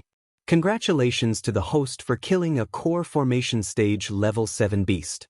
The reward is 60,000 experience points and 1,000 badass points. Ding! Congratulations to the host for successfully being a badass. The reward is 1,500 badass points. Ding! Congratulations to the host for successfully being a badass. The reward is 2,000 badass points. Ding! Congratulations to the host for successfully being a badass. The reward is 3,000 badass points. Ding! Congratulations to the host for successfully being a badass. The reward is 500 badass points. Ding! Congratulations to the host for successfully being a badass. The reward is 300 badass points. Ding! Congratulations to the host for successfully being a badass. The reward is 300 badass points. The moment the others noticed the headless snake lying on the ground in its own pool of blood and ghost in front of it, their faces went still with shock and amazement. There were still cracks of lightning dancing around and through the snake's body, as well as grayish smoke radiating from the part where the head was. Even Noah was no different from the rest. Just then, the bearded earthworm let out a terrible sound as well before collapsing to the ground. Victoria was breathing heavily while clutching her sword tightly. She had more than 20 men before the fight, but now, only 10 or so people stood behind her, terrified and ready to run for their life. Time to kill the worm, Michael thought to himself, looking at the bearded earthworm. Although he hated Victoria, looking at the injuries and the large wounds on the bearded earthworm's body, he felt grateful towards her because she just made his life better, a lot better. Until a few minutes ago, his target was this earthworm, but when he noticed the snake struggling under the attack of Noah and his group, he changed his target to the snake. However, it was not as simple as blinding its eyes and killing it like he did. Before he actually fired bolts of lightning at the snake, he concocted a variant of the devil's breath and mixed the gas in the air around the snake using his arch energy. The more everyone inhaled the air, without them knowing, they would become weak, including the snake. Coupled with his potion and Alicia's hard work of keeping the snake still, he got the chance to target its eyes, the weakest part in its body. His attack caught the snake in surprise, leaving no time for it to defend or dodge. Of course, he wanted to let the snake finish Alicia so he would have one less enemy in the future, but unfortunately, the devil's breath could only weaken the snake for a few precious seconds. Evan, give me your spear. Evan knew about his speed spell. Therefore, when he asked for the spear, Evan threw the spear to him because it would be more useful to Ghost than to him in this situation. The earthworm had already suffered major wounds in the battle with Victoria and her group. Since Earthworm was the weakest and Victoria used all of her powerful spells and her rare weapons to fight it, the worm's strength was reduced to almost 60%. Taking the spear, Michael didn't immediately activate the lightning dash but stealthily moved towards the earthworm while it was focusing on Victoria. If the earthworm could kill before he reaches his desired position to attack the worm, so be it, no rush, this was his thought. While he was snaking towards the earthworm, he signaled Noah and Evan to attack at the same time as he thought hand signs. Noah nodded, then Evan, and finally Alicia. The trio didn't take anyone with them to ambush the earthworm because a large group could alert and take the worm's attention from Victoria. Michael focused completely on the target before him, not at the other two magical beasts ravaging the rest of the youngsters. Inside Michael's long coat's pocket, the baby dragon attempted to move, trying to see what's going on outside, except Michael tapped his chest, making the dragon stop moving. Now that he dealt with this minor trouble, he conjured the alchemy flames, heating the tip of the spear. Evan saw his spear tip turning from silvery white to bright orange. When he was just 20 meters away from the earthworm, he stopped and showed 3 fingers, indicating that he would attack in the count of 3. 3 fingers, 2 fingers, 1 finger, lightning dash. He activated the skill silently, then he dashed forward, aiming the heated spear at the big black in its head, which seemed to be the eyes. Godly slash. Death frost. At the same time, both Noah and Alicia began their attack. A crescent-shaped golden light soared through the air towards the worm, while a bone-chilling frost of ice instantly covered the earthworm. Normal spear stab. Just like before, Michael leaped into the air, muttering these 3 words under his breath with a small chuckle in his mind. Boom! The golden light Noah sent was powerful enough to cut through the worm's strong scales, and the frost spell Alicia used crystallized half of its body, and the frost continued to crystallize the rest of its body. "It's mine!" Victoria screamed madly, seeing they are going to finish the job she started. She didn't want them to take the credit, especially Ghost, except he already stabbed the spear through the worm's eyes, making the worm shudder violently. Michael retrieved the spear to stab it again and again until it stopped shuddering. Ding! Congratulations to the host for killing a core formation stage level 7 beast. The reward is 60,000 experience points and 1,000 badass points. Just when he saw the notification did he stop stabbing the worm. Both the winged ash snake and the bearded earthworm were dead now. Only 2 remained. One was the golden lightning lion, which was prancing about. Despite the wounds on its body, they were nowhere near killing the lion. The ground terror was the most healthy one. Scuttling about underground, it would play hide and seek with those on top as if it were a game rather than a battle. Appearing and disappearing randomly before attacking people in a single instance, it left behind no traces and only a major headache. The groups who were fighting both the golden lightning lion and the ground terror had taken major casualties. At least a dozen men died fighting the lion, while many more had taken serious damage. As for the ground terror, it had already swallowed 7 men while injuring a dozen others. The ground terror hadn't even taken any damage yet. The golden lightning lion is far too strong. Come and help us quickly, or we won't last much longer. Help us deal with the ground terror. Seeing how the winged ash snake and the bearded earthworm were killed, the others cried out for assistance with glee. Quickly steadying himself, Noah dashed to those in need of help. "Follow me." Without looking at the earthworm's corpse, Noah called out to the rest of the men to follow him to battle the remaining beasts. Surprisingly, Evan and Victoria followed Noah, but not before Evan took his spear from Michael. "Are these idiots expecting me to join?" "No thanks." In the heat of battle, they forgot why they came here, but not Michael. He had no intention to help those youngsters because the remaining 2 magical beasts were not harmed, not at all. Although with Noah, Evan, Victoria, and Alicia by his side, he could kill one of them or even both. He didn't come here to kill magical beasts but to take the treasures inside the cave. Just like Michael, few of them had the same thought. They were looking for the right time to dash into the cave following Michael. Ignoring them, Michael dashed into a cave. This cave was unnaturally deep, and with every single interval, there was a single night pearl emanating a white glow of light. The interior and cave walls were glossy as well, meaning that someone had used an incredible amount of strength to cut the walls evenly. Bang! A loud sound could be heard up ahead as the entire passageway began to tremble. He began to hasten his pace even more before quickly arriving at an area where a single stone door blocked his path. Chapter 124. Michael ran his fingers through the old sturdy wall blocking his path. He looked around to find if there's a mechanism to open this stone wall, yet he could find only dust and pebbles around. "Okay, let's do this the hard way then." He strode forward and immediately struck the door fiercely with his fist. With a muffled sound, the stone door continued to tower over everyone else, with only some dust being shaken down. At this sight, everyone who followed him behind was astounded. Even he had been stunned for a moment before muttering to himself, "Is this really a stone door?" He knew clearly just how much strength was put behind his fist. Even an iron door would have a hole blasted through it, but this stone door wasn't even scratched. Holy shit! Is this really a stone door? It's unbelievably hard. This stone door definitely isn't an ordinary one. Everyone began to chat among themselves. Need help? He heard the familiar robotic yet slightly human voice in his head. Nope, I'll need to see how far I can get without your help, Michael thought. He tightened his fist again to punch the stone wall again.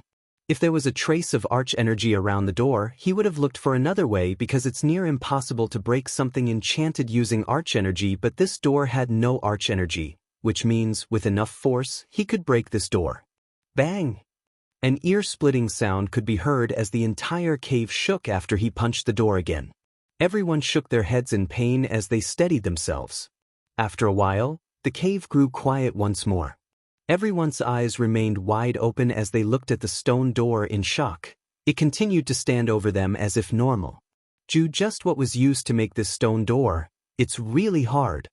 Michael was annoyed at these people behind him. They weren't even helping, and the only thing they were doing since they followed him to the cave was staring at the stone wall.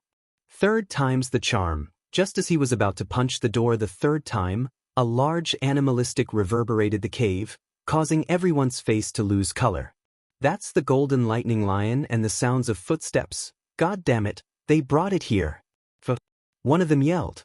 Fuck it. The pitch-black darkness of the cave and the fact these idiots bringing the lion to him gave him an idea which could work. Gritting his teeth, he closed his eyes. Death range. The moment he uttered these two words, the arch energy in his body rushed into his veins, making every muscle in the body stronger. He could feel his strength growing exponentially, and since the cave was already pitch black, none could notice the darkness of the death range. Without any hesitation, he punched the stone wall. Bang! A loud sound could be heard as a large shockwave of energy exploded outward at an alarming speed, washing over everyone while the cave itself began to shake almost as if it was on the verge of collapsing in on itself. Upon looking at the stone door, there were several cracks, but it was still not broken. Everyone let out a shocked gasp. The stone door was far stronger than anyone had imagined. On the other side, he could rejoice about the durability of the Immortal's cave. Even after such a heavy blow, it still had not collapsed. Break for me! Michael gritted his teeth. Immediately, he punched again, and this time, his punch was stronger than the one before. Another explosive sound could be heard as stone pieces could be seen flying about, and the cave echoed with the sound. After the second strike, the unbelievably strong stone door had finally been shattered, but not completely. The hole that appeared at the wall could only let one person at a time. Even that person had to be slim enough to slide through the crack. Fortunately, he wasn't a bodybuilder or fatty. Let's go. Move quick. We can't fight that beast in here. Many shouted in terror while Michael was sliding through the crack to reach the side. He desperately wanted to block this crack, leaving these lazy bastards to die, but time was not in his favor. After wiggling his body through the crack, he came to the other side of the stone wall and reached the inner parts of the cave. The cave was extremely large and spacious. Hanging right on the ceiling of the cave was a single head-sized night pearl that illuminated the entire cave with its shiny glow. In front of him, there was a tall bookshelf, and on top of this bookshelf, there were some neatly placed scrolls. All these scrolls were covered in dust. They had clearly been here for a long period of time. Right next to a tall bookshelf was another single haphazardly made wooden bookshelf with several books on it. He walked up to the top bookshelf and grabbed a book with a sudden look of shock on his face. All of these books were rare spells. He was surprised by what he just found. Fiery Wrath. Creates a weapon of fiery energy. This is incredible. I just picked one at random, and it was a rare spell. Michael's eyes were glistening in excitement. So many scrolls. There are also books. This is a library. No shit.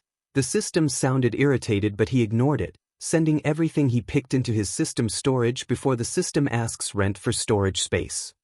Energy Rage. Creates claws of electric energy. Damn, I hit the jackpot. Michael couldn't hold his excitement, thinking how powerful he would become after learning all these spells. He would be untouchable, and he saved thousands of badass points.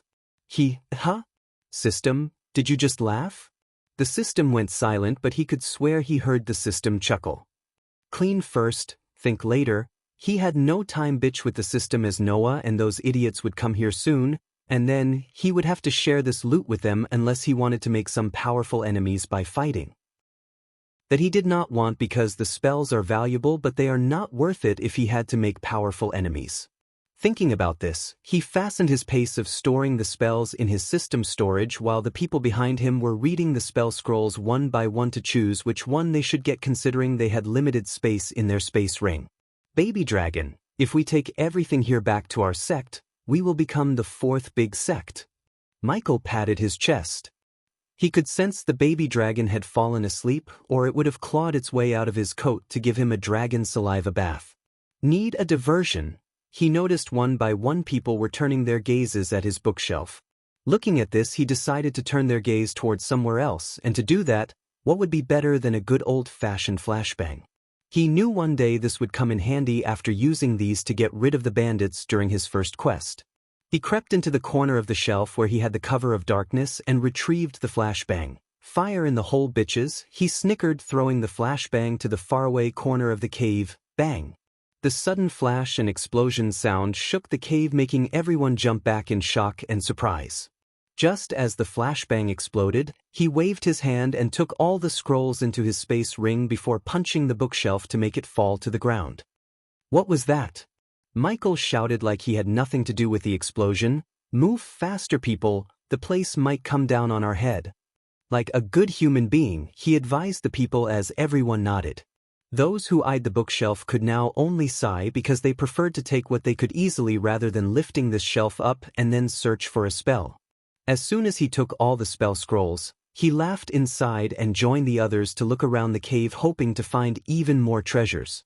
Despite the expansive cave, the items within were relatively scarce.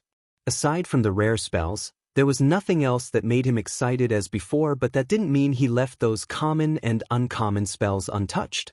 He took many of those scrolls without alerting the others as he didn't want them to wonder where he got the space to store all the spells. Bang, bang, bang. Suddenly, the silent atmosphere of the cave changed by the thundering, booming sounds which seemed to be coming from breaking the stone wall. Soon, Michael saw Noah and the group rushed into the cave, making him curse those useless magical beasts outside. Core formation, my ass, why couldn't they kill them all?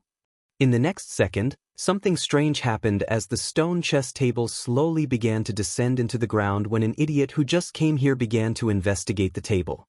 Immediately jumping away from the table, Noah could only look on in astonishment as the table descended deeper into the ground before exclaiming, What's happening? He couldn't have activated some sort of mechanism, has he? Even as Noah spoke, the group of men in the cave all grew vigilant as they began to worry whether or not the mechanism that was activated would kill them. Seeing the sudden change, Michael was ready to use the teleportation scroll he got from the system to escape the cave. He did want to see how far he could get without the help of the system, but he would rather live another day to test himself than dying here. As the table descended into the ground, it was almost as if there was indeed a mechanism as Noah had said. The cave began to shake as a muffled boom could be heard and a hidden stone door slowly started to rise up from the ground. There must be a treasure inside. Hurry up and enter before anyone else can. Hurry up and go in, there has to be some legendary treasure inside.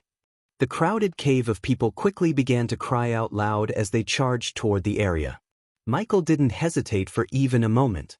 In an instant, they quickly flew toward the stone door. In a blur of movements, he activated the lighting dash and disappeared into the hidden door. The area past the hidden door was quite small, only a few men could stand inside. There seemed to be a single person resting inside, and right above his head was a single fist-sized night pearl that seemed to endlessly pour out a ray of light that would never cease. As soon as several men entered this small cave, they immediately felt a tremendous amount of pressure coming at them from all angles. It was enough for everyone to suddenly become serious as their hearts could feel the shock. This cave was not a normal one. Right next to one of the walls was a single jade white bed. On the white bed, a single white skeleton could be seen maintaining a meditative position for an unknown amount of time.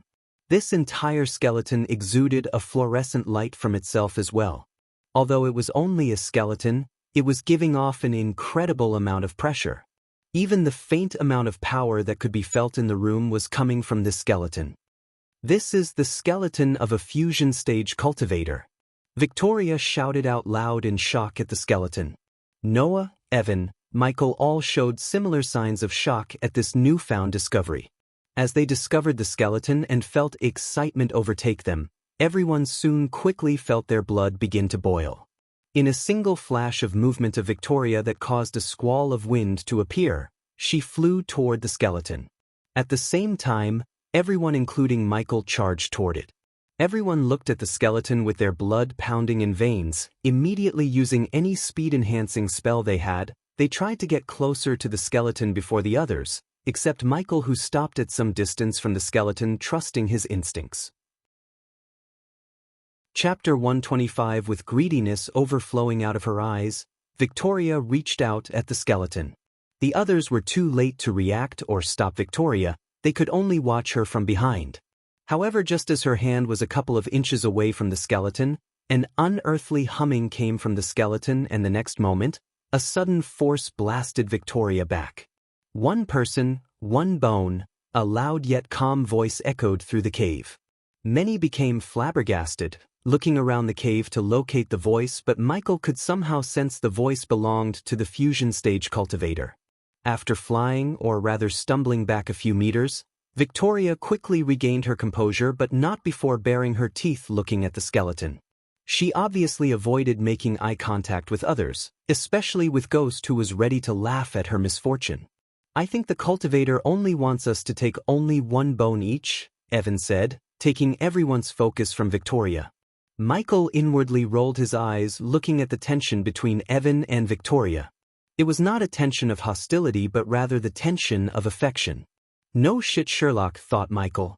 He was happy that he didn't lightning dash to the skeleton before anyone else, or he would have been thrown away instead of Victoria.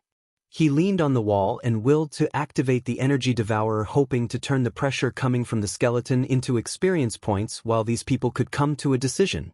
Unlike everyone else in this world, he was unable to cultivate through the usual means. He had to rely on the system to cultivate. Therefore, he did not have a choice other than using the system to earn experience points, which was the only way for him to level up.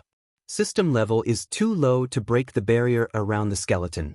Level 4 energy devourer required to transform the fusion stage arch energy. His vision was blocked by these two notifications.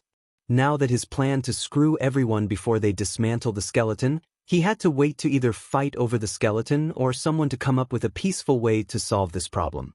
Although he was not on Earth, the anatomy of these cultivators was the same as the Earthlings. They had 206 bones in their bodies. Obviously, he knew they wouldn't resolve this peacefully, because if they agreed to take one bone, as the skeleton said, people like Victoria would aim for the biggest bones in the body, such as the skull or femur.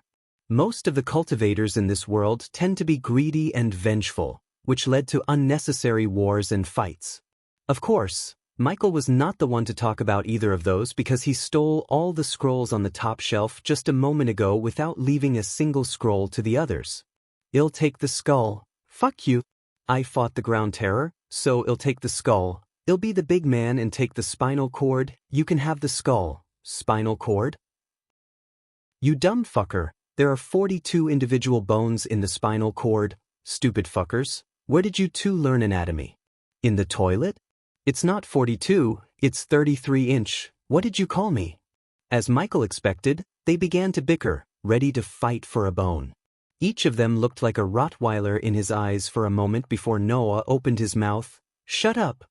Since Noah was one of the strongest in the room, the crowd quickly stopped bickering. "Alicia, how many of us are here?" 43. "Well, choose by chance." After he said, Alicia waved her hand as a quill and a paper appeared in her hand. "Is she writing the names of all the bones in the body?"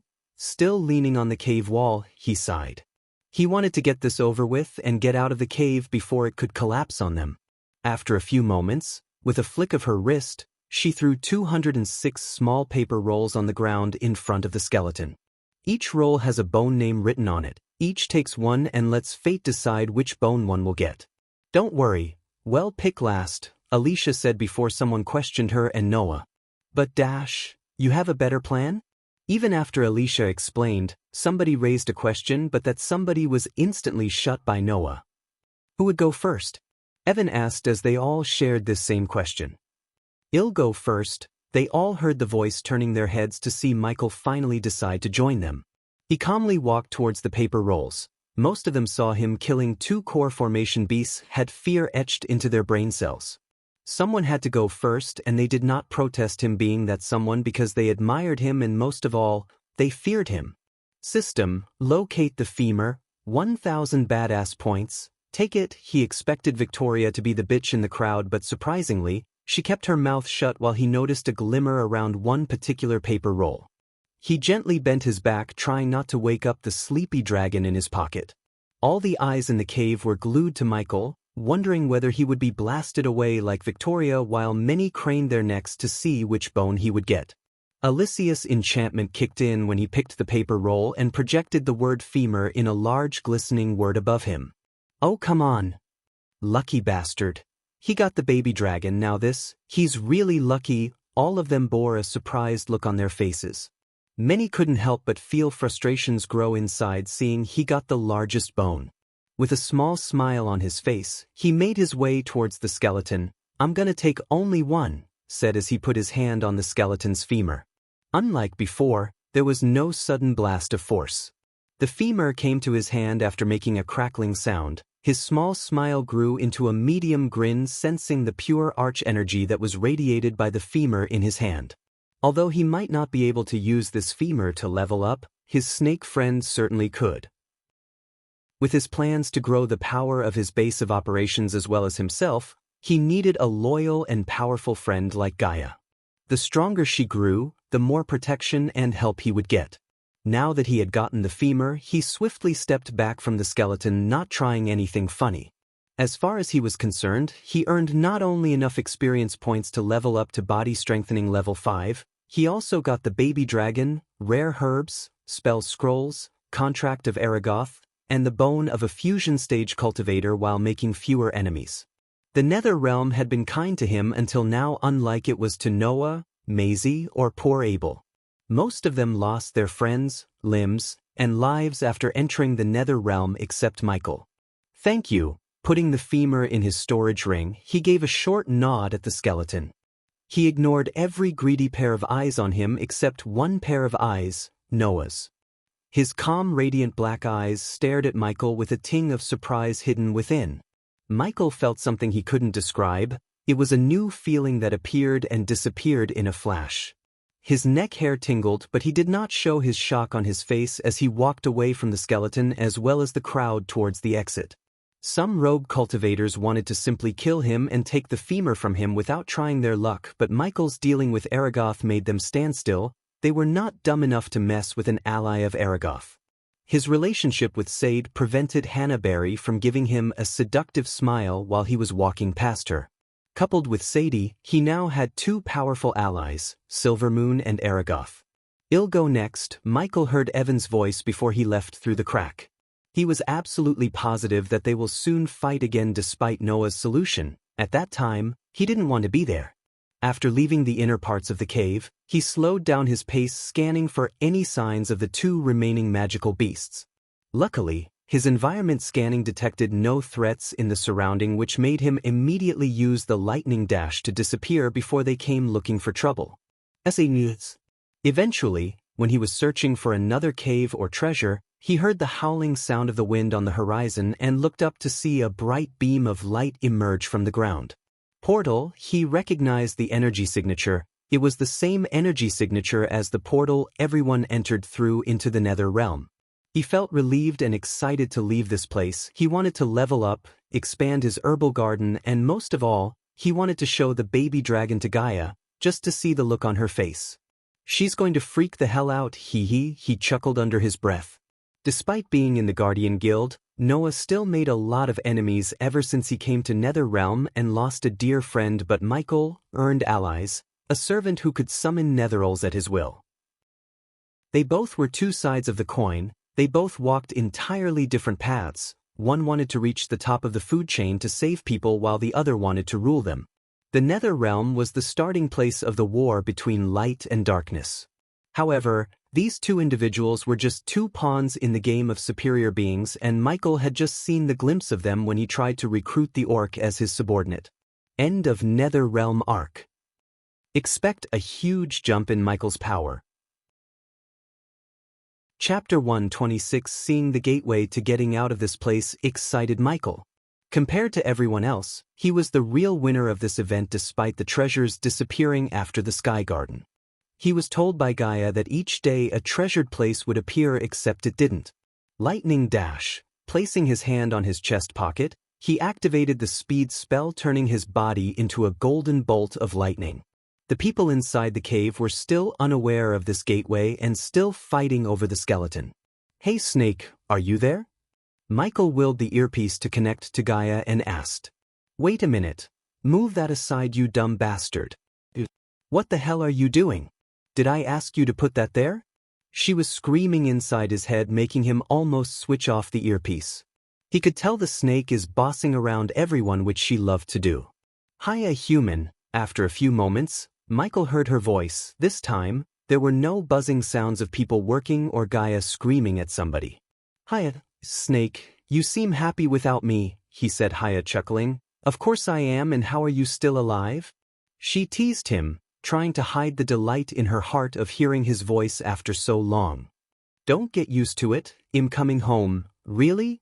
There was an elevation in her voice, yet soon, she pretended not to be happy of him returning and continued to tease him. "Oh, so soon? Why don't you stay there a bit longer?" "The portal has already opened, you ungrateful snake. I'm currently heading out there to get the hell out of here." "Shit, hey!" she suddenly screamed again. "I'm gonna rip off your hands and attach them to your butt."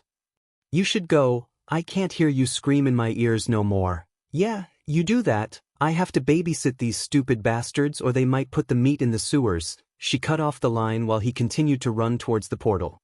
He couldn't wait to see the renovation works as well as his new restaurant that Gaia was boasting about. If he wants to keep a healthy and respectable relationship with Aragoth and major powers in the Elon continent, he had to keep his base of operations presentable to people. The Sunrise sect he left was barely presentable, as it could be looked at as a ruin. With these renovations, he hoped to receive a good amount of badass points every month, as the system said. 4 badass points, he got the Sunrise sect, and the restaurant could provide him with a steady flow of gold coins. No matter which world he was in, the rich liked to spend their time and money in a place suited to their taste and status. His 2 henchmen Daniel and Ricky were currently handing out flyers and hiring bards to promote the new restaurant. Although he had only one competition worth noticing, he didn't hold off his gold coins but ordered Gaia to spend as much as she wants to promote their restaurant. Thinking about his new schedule, he took a deep breath. In the daytime, he needed to be at the Majestic making pills and potions for the Majestic, oversee the restaurant, and play with the baby dragon.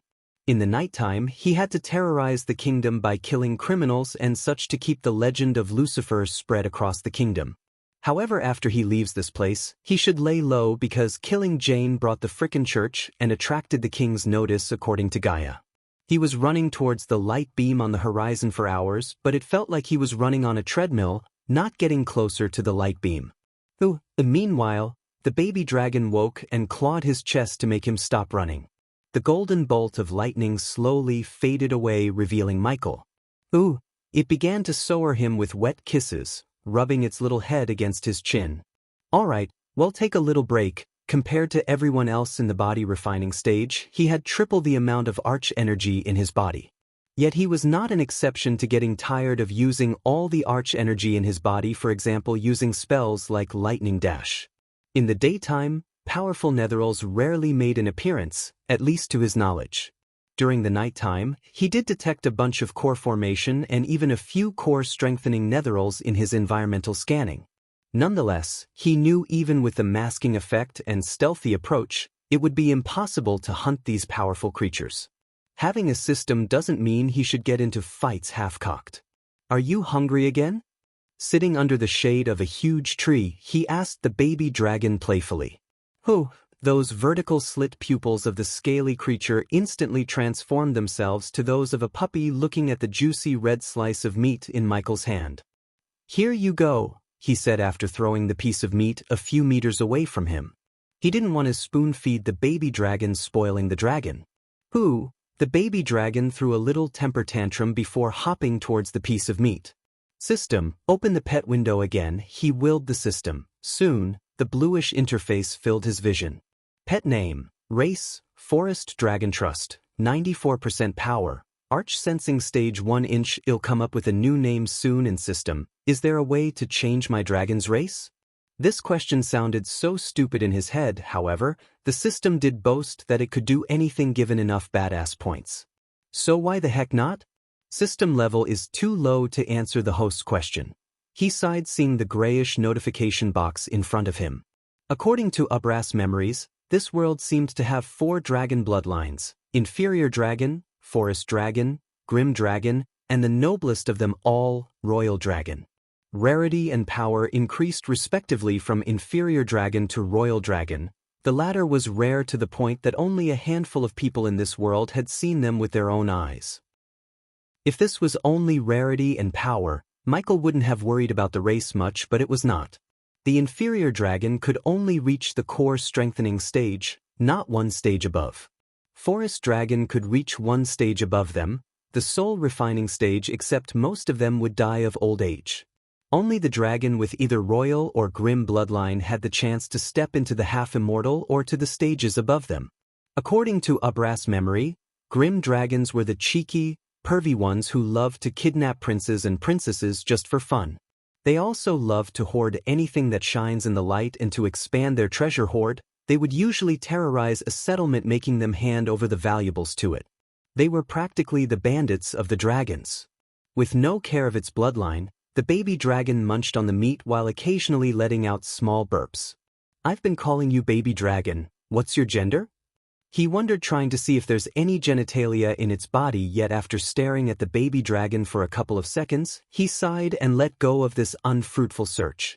System version 2.0 host, Michael cultivation level, body refining stage, level 10 experience points, 180,000/200000, 1,110,000 experience points remaining to be consumed, badass points, 70,000 skills and spells. Wind Blast, LVL2 responsive shield, LVL3 environment scanning, LVL2 ignition, LVL2 lightning dash, LVL2 energy devour, LVL1 death range, LVL2 techniques, Swords of Destiny, 88% mastery occupation, core disciple of Sunrise Sect, the guardian of Sunrise Sect, Lord Lucifer of the Abyssal status, healthy goals. Control the world, rebuild the Order of Death, utility function, banker, LVL2, ratio, 1,000 gold coins, 5 badass points, wealth, 685,000 gold, special trait, 5-star alchemist subordinates, Gaia, loyalty level 95%, base of operation, Sunrise Sect, the Abyssal. The number of badass pints and experience points immediately brightened his face. He became one step closer to reach the top of the food chain. The first thing he wanted to do after getting out is upgrading the system to level 3, because it keeps telling him the system level is too low to answer many of his questions. 30,000 badass points seemed humongous when he upgraded the system to level 2, but now, he could spend this amount without batting an eye. Michael was positive that Selena would come looking for him, doubting him for Jane's death. At that time, he wouldn't be the same person she attacked at the waterfall. This time, he would have the strength to return the favor in case she tries to attack him. "Come on, baby dragon, let's go." He stood up, looking at the light beam again as the baby dragon came hopping to him. It then clawed its way to Michael's shoulder. In his focus at the portal, he failed to notice the grayish scale on the dragon's belly, which was crimson-red before. Eventually running for another 2.5 hours, finally, the light beam seemed closer to him. On the distance around the light beam, he could see a few camp tents and people who were packing up their stuff to leave the Nether Realm. Now that we have finished with the Nether Realm arc, we can finally get into the interesting parts. How about an adventure? Chapter 127. The closer he got to the campsite, he finally understood where the disciples of Aragoth went after he met them at the Sky Garden. They were spending their time waiting for the portal to appear. "Stay inside," he said calmly, looking at the baby dragon. The baby dragon let out a reluctant shrill before making its way into its dark home, Michael's coat pocket. Having a perfect way to keep the dragon safe didn't mean he could be careless. Many prying eyes of those rogue cultivators and of those who desire to have a dragon at their disposal might try to get their hands on the baby dragon. Obviously, he was not planning to keep the baby dragon hidden forever. What's the point of having a dragon if he couldn't show off to increase the badass points? But for now, he decided to keep the baby dragon hidden. He was positive that prominent figures he met before entering the Nether Realm would come again. Those people were ruthless, dangerous, and powerful enough to make him disappear overnight. Despite the system's nagging to explore this world, adventure out of Breedia, he was ignoring the system as his full focus was on getting stronger to the point where he doesn't need to worry about someone taking the things he loves and cherishes. At the present moment, he might have seemed overpowered, undefeatable even, but he only fought with inexperienced snotty kids like Maisie or Selena. The world was vast. There would be people who are cunning, strong yet deceitful. These people would overwhelm his advantage of having a system with their brain and actions. He was indeed the #1 hitman/assassin back on Earth, but that certainly didn't mean he's the #1 genius evil mastermind. To face people of that caliber, the only foolproof way he found is becoming powerful enough to defeat their tricks with overwhelming strength. This wasn't a novel he used to read, this was his life, a life he planned to live like a god. Unlike those main characters in the novels, he self-evaluated him to find his weaknesses as well as his strengths. Relying on luck or even on the system would not be one of his weaknesses. When he approached the campgrounds, he stopped using the lightning dash. By walking, he drew the attention of fewer eyes. One by one, the youngsters dismantled their tents. Some of them were fancy, some of them were makeshift, and the tent Michael was walking towards was not the latter. The flag with a large greatsword drawn on it waved in the wind majestically. Outside of the tent, a reddish-haired youngster calmly watched over his friends doing all the dirty work. There was a hint of surprise in Nathan's eyes when he laid his eyes on Ghost. Soon, he twitched his nose because Ghost didn't exactly smell like Jasmine's, he reeked blood and dust. Ghost, Nathan each gave a short nod. "It's fortunate I met you here. When we go outside, come with me to get your coins," said Nathan, making Michael grin in delight. Renovating the sect, building the restaurant cost them more than he expected. Even as he speaks, Gaia was taking money from the Majestic and spending it on the construction works. After Nathan settles his debt, he would be a 1.7 million richer. "I didn't see you after the Sky Garden. Any luck finding treasures?" He probed Nathan to see him shake his head. "Our sole purpose to come here was getting rare herbs. Fortunately, we got those on the very first day. So we didn't roam around the place looking for more treasures. Besides, I heard there weren't any treasures after the Sky Garden." Those brown eyes of Nathan contained a hint of suspicion within them. When he first met Ghost, he didn't reek blood, and now he is, which meant he battled something, and chances were he was trying to get a treasure. "I was fortunate enough to come across few," Michael answered, showing his lack of interest in discussing this further. Nathan was nice enough not to ask further questions, which Michael appreciated very much. "About that contract I promised, you have to come to Aragoth and ask for me. Will do as soon as I break through to the body-strengthening stage." He intentionally let these words out to milk some badass points through impressing these youngsters. Just as he expected, he began to hear the ringing sounds of the system notification in his mind. Nathan's mouth slightly opened in sudden surprise. He was speechless.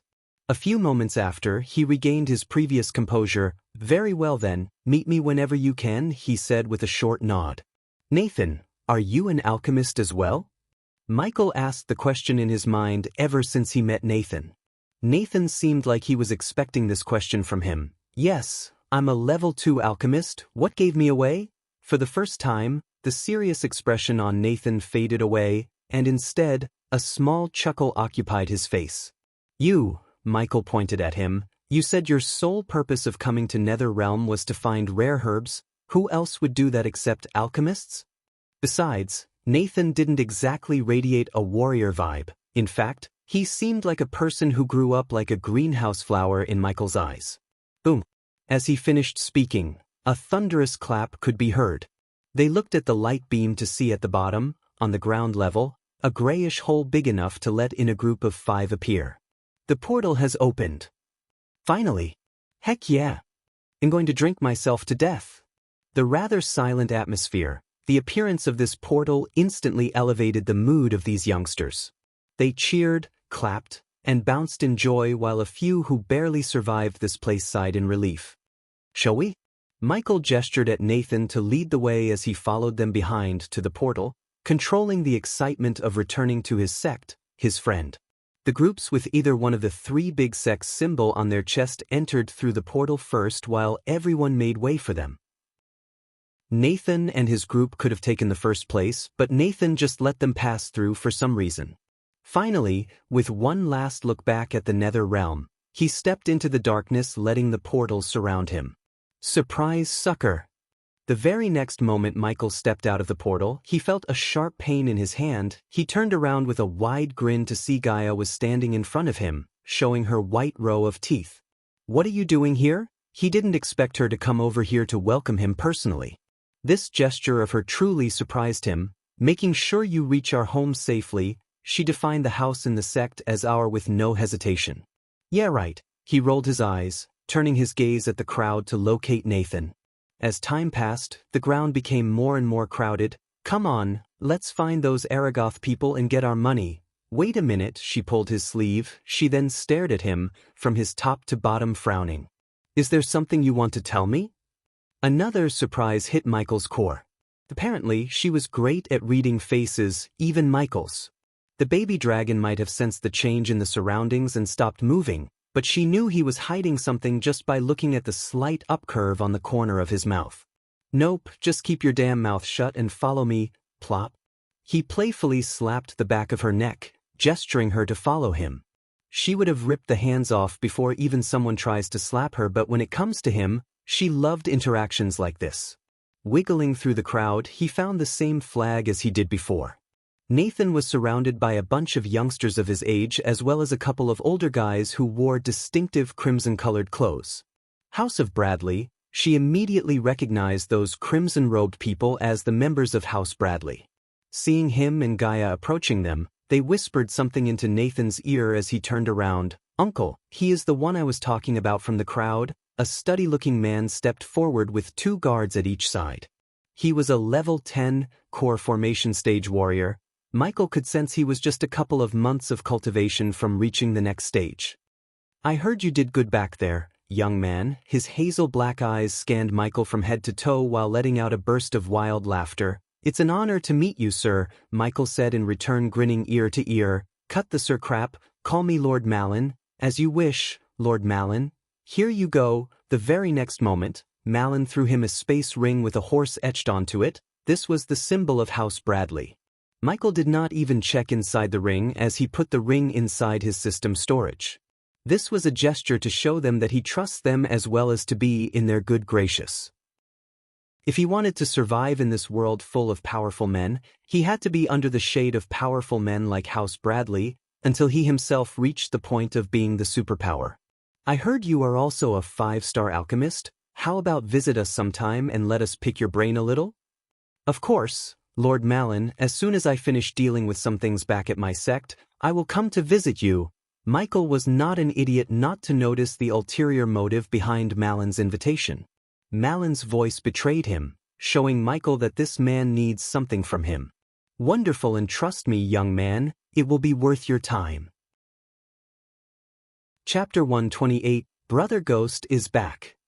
The moment he landed on the outskirts of the Sunrise sect, a group led by Jack let out a thunderous roar.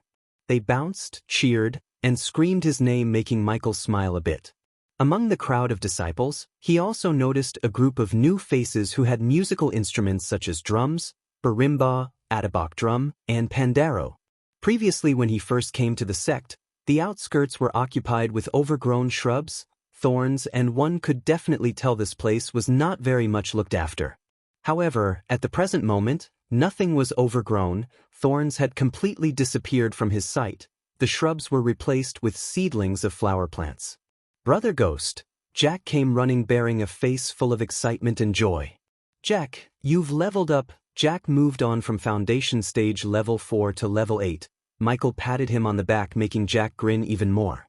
I gave that bastard enough pills to reach the body refining stage. Plop. As usual, Gaia slapped Jack as everyone began to laugh out loud. "What are you waiting for, beat it?" Jack ordered, looking at the group with musical instruments. Instantly the festive music reverberated the foothills of the Sunrise sect, showing every single living being of Michael's triumph return. The beats, the dance, and the festive mood that could be seen on everyone's face slightly reminded him of the Carnival of Rio de Janeiro back on Earth. Unlike back on Earth, he was not here to assassinate someone but to enjoy his life. The male and female disciples forgot about their gender and rocked their bodies, swaying with the beats. "You know about this?" While making his way to the top, he asked Gaia, "Who do you think is paying for this?" She said, waving her hands. Inside his pocket, the beats awakened the baby dragon. It began to scratch his chest, asking him to let it out. For the next few minutes, Michael kept patting his chest, calming the baby dragon. He did not want to reveal the existence of the baby dragon just yet. Eventually, the sight of the newly renovated buildings fell in his eyes. His brows arched in surprise. The buildings were nowhere near finished, but they were already looking better, much better than the previous ruins. "Now we are talking," he thought, feeling the excitement stirring up in his heart. "Thank you guys." Looking at the elders and Claire waiting for him in front of the teacher's quarters, Michael said to the musicians with a short smile, "Ghost, welcome back. Welcome back to the world of the living." Young man, Claire stepped forward, giving him a loving embrace, an embrace of a big sister. Even though his full focus was on getting stronger to rule this world, people like Claire added flavors to his life. In his previous life, he had no people to share his happiness or sadness. Now, thanks to this mysterious system, he got a friend like Gaia, loving people like elders and Claire. "You have something in your pocket?" Claire asked, feeling something wiggling inside Michael's chest. The very next moment, everyone's gaze landed on Michael's chest. Indeed, there was something wiggling. "I knew you were hiding something." She turned him to face her, pulling his shoulders. "Take it out." "You asked for it." With a chuckle, Michael gently grabbed the baby dragon and pulled it out. A moment of stillness occupied the scene before Gaia jumped back, letting out a squeal. "Hoo-hoo!" Like it met a lifelong enemy. The baby dragon hissed at Gaia. The dragons and the Nagas were two foes in nature's order. Like a cat doesn't need a reason to hate a mouse, these two were just like that, only in larger, bloodthirsty creatures. A dragon! Holy fuck! My god! None noticed the change in Gaia's face as all their eyes were locked onto the baby dragon. The cute crimson-colored scaly created had attracted all the eyes instantly from Michael himself. Claire's hands trembled approaching the baby dragon, her voice stuttered. "Ooh, it's okay," Michael reassured the baby dragon. For a few seconds, the baby dragon hesitated, sniffing Claire's hands before finally letting her take it into her arms. "Brother Ghost, that's a dragon," Jack stuttered while everyone except him crowding around Claire to see the baby dragon. "Where did you dash?" He couldn't even finish his question. Shock overwhelmed his ability to speak. "Where else?" "Nether realm," Michael said. He then turned around to see Gaia's face show a mix of anger and fear. He could tell she was fracking out despite her power. "I don't want that lizard here." She kicked the ground beneath her. "Surprise, sucker." At the present moment, Michael was lying on the royal sofa. The baby dragon and Gaia were having a staring contest in front of him. If he wanted to break through peacefully, he had to resolve this petty hostility between her and this little dragon. In the future, these two may have to fight beside each other. How could they do that if they don't trust each other? He must root out the hate for each other from their hearts before the baby dragon grows up to be a big dragon. For Gaia, he decided to give her some tough love to realize how stupid it is to fight with this baby dragon. "Gaia, what?" she asked without taking her eyes off the baby dragon. "Doesn't this seem childish to you?" He stepped in, giving a quick slap to both on the head. "You," Michael aimed his eyes at Gaia, "you are grown-ass girl, yet you are fighting with this baby dragon." She tried to open her lips, only to get yelled at again. "I don't give a damn about what the dragons did to Nagas or Nagas to dragons. I want you two to trust each other. No food for you two until you find a way to get along." A horrified expression could be seen on their faces. The baby dragon let out a crying ho-ho. He was deadly serious about starving them. she could tell that much.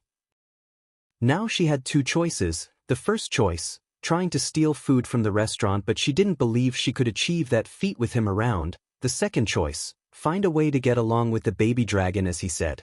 Hoo-hoo, this is not my fault, you little asshole. She wanted to strangle the baby dragon when she heard it blame her for his anger.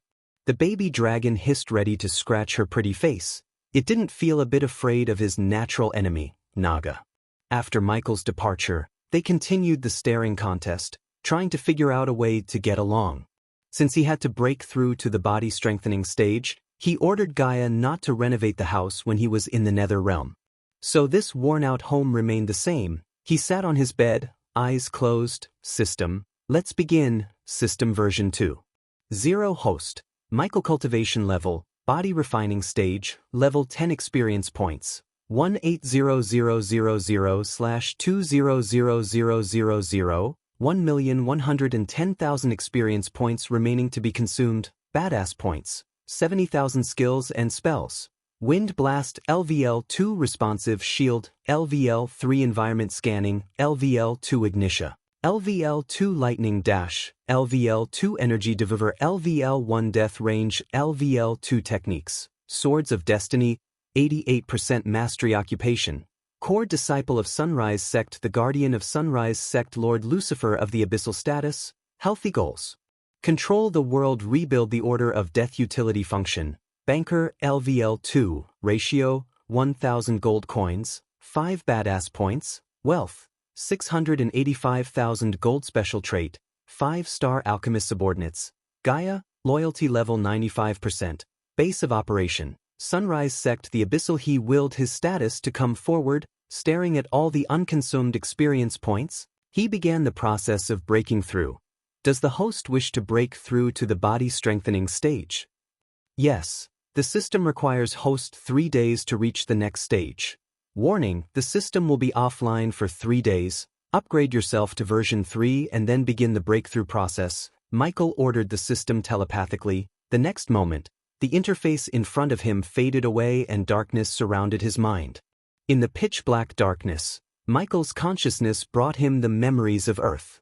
The way he grew up in an orphanage that was a front to an arms and drugs dealing operation. He was bullied and beaten by those things despite his little age every day. As a little kid, he wanted to be a teacher. Every time the thugs would ask the kids in the orphanage to smuggle drugs, Michael resisted them. In return, he would be beaten to a pulp, beaten until his little heart finally gave up resisting them. He learned to adapt, bend the situation to his favor. In this life, the circumstances changed, but odds against him remained the same.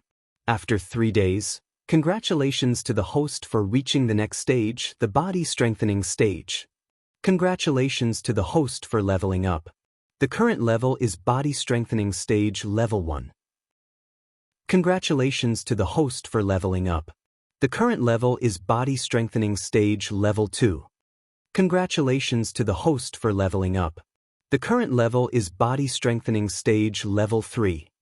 Congratulations to the host for leveling up. The current level is body strengthening stage level 4. The system has been successfully upgraded to version 3. Omega level warning. Activating countermeasures. System safe mode activated. Chapter 129.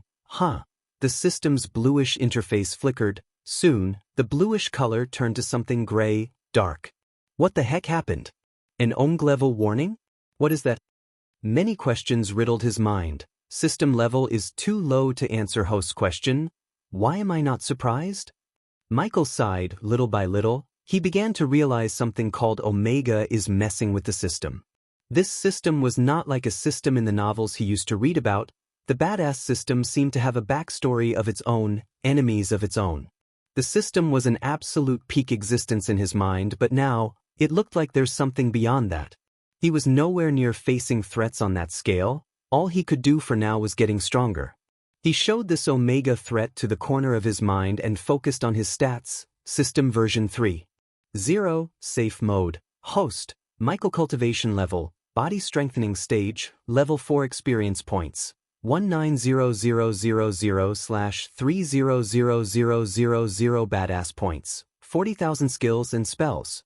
Wind Blast, LVL2 Responsive Shield, LVL3 Environment Scanning, LVL2 Ignitia, LVL2 Lightning Dash, LVL2 Energy Devour, LVL1 Death Range, LVL2 Techniques, Swords of Destiny, 88% Mastery Occupation.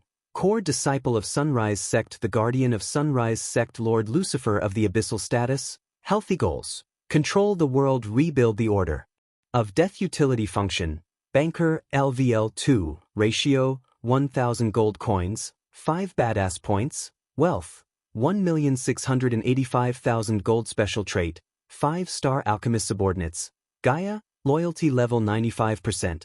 Base of Operation: Sunrise Sect, the Abyssal System. How much for upgrading the banker function to level 3?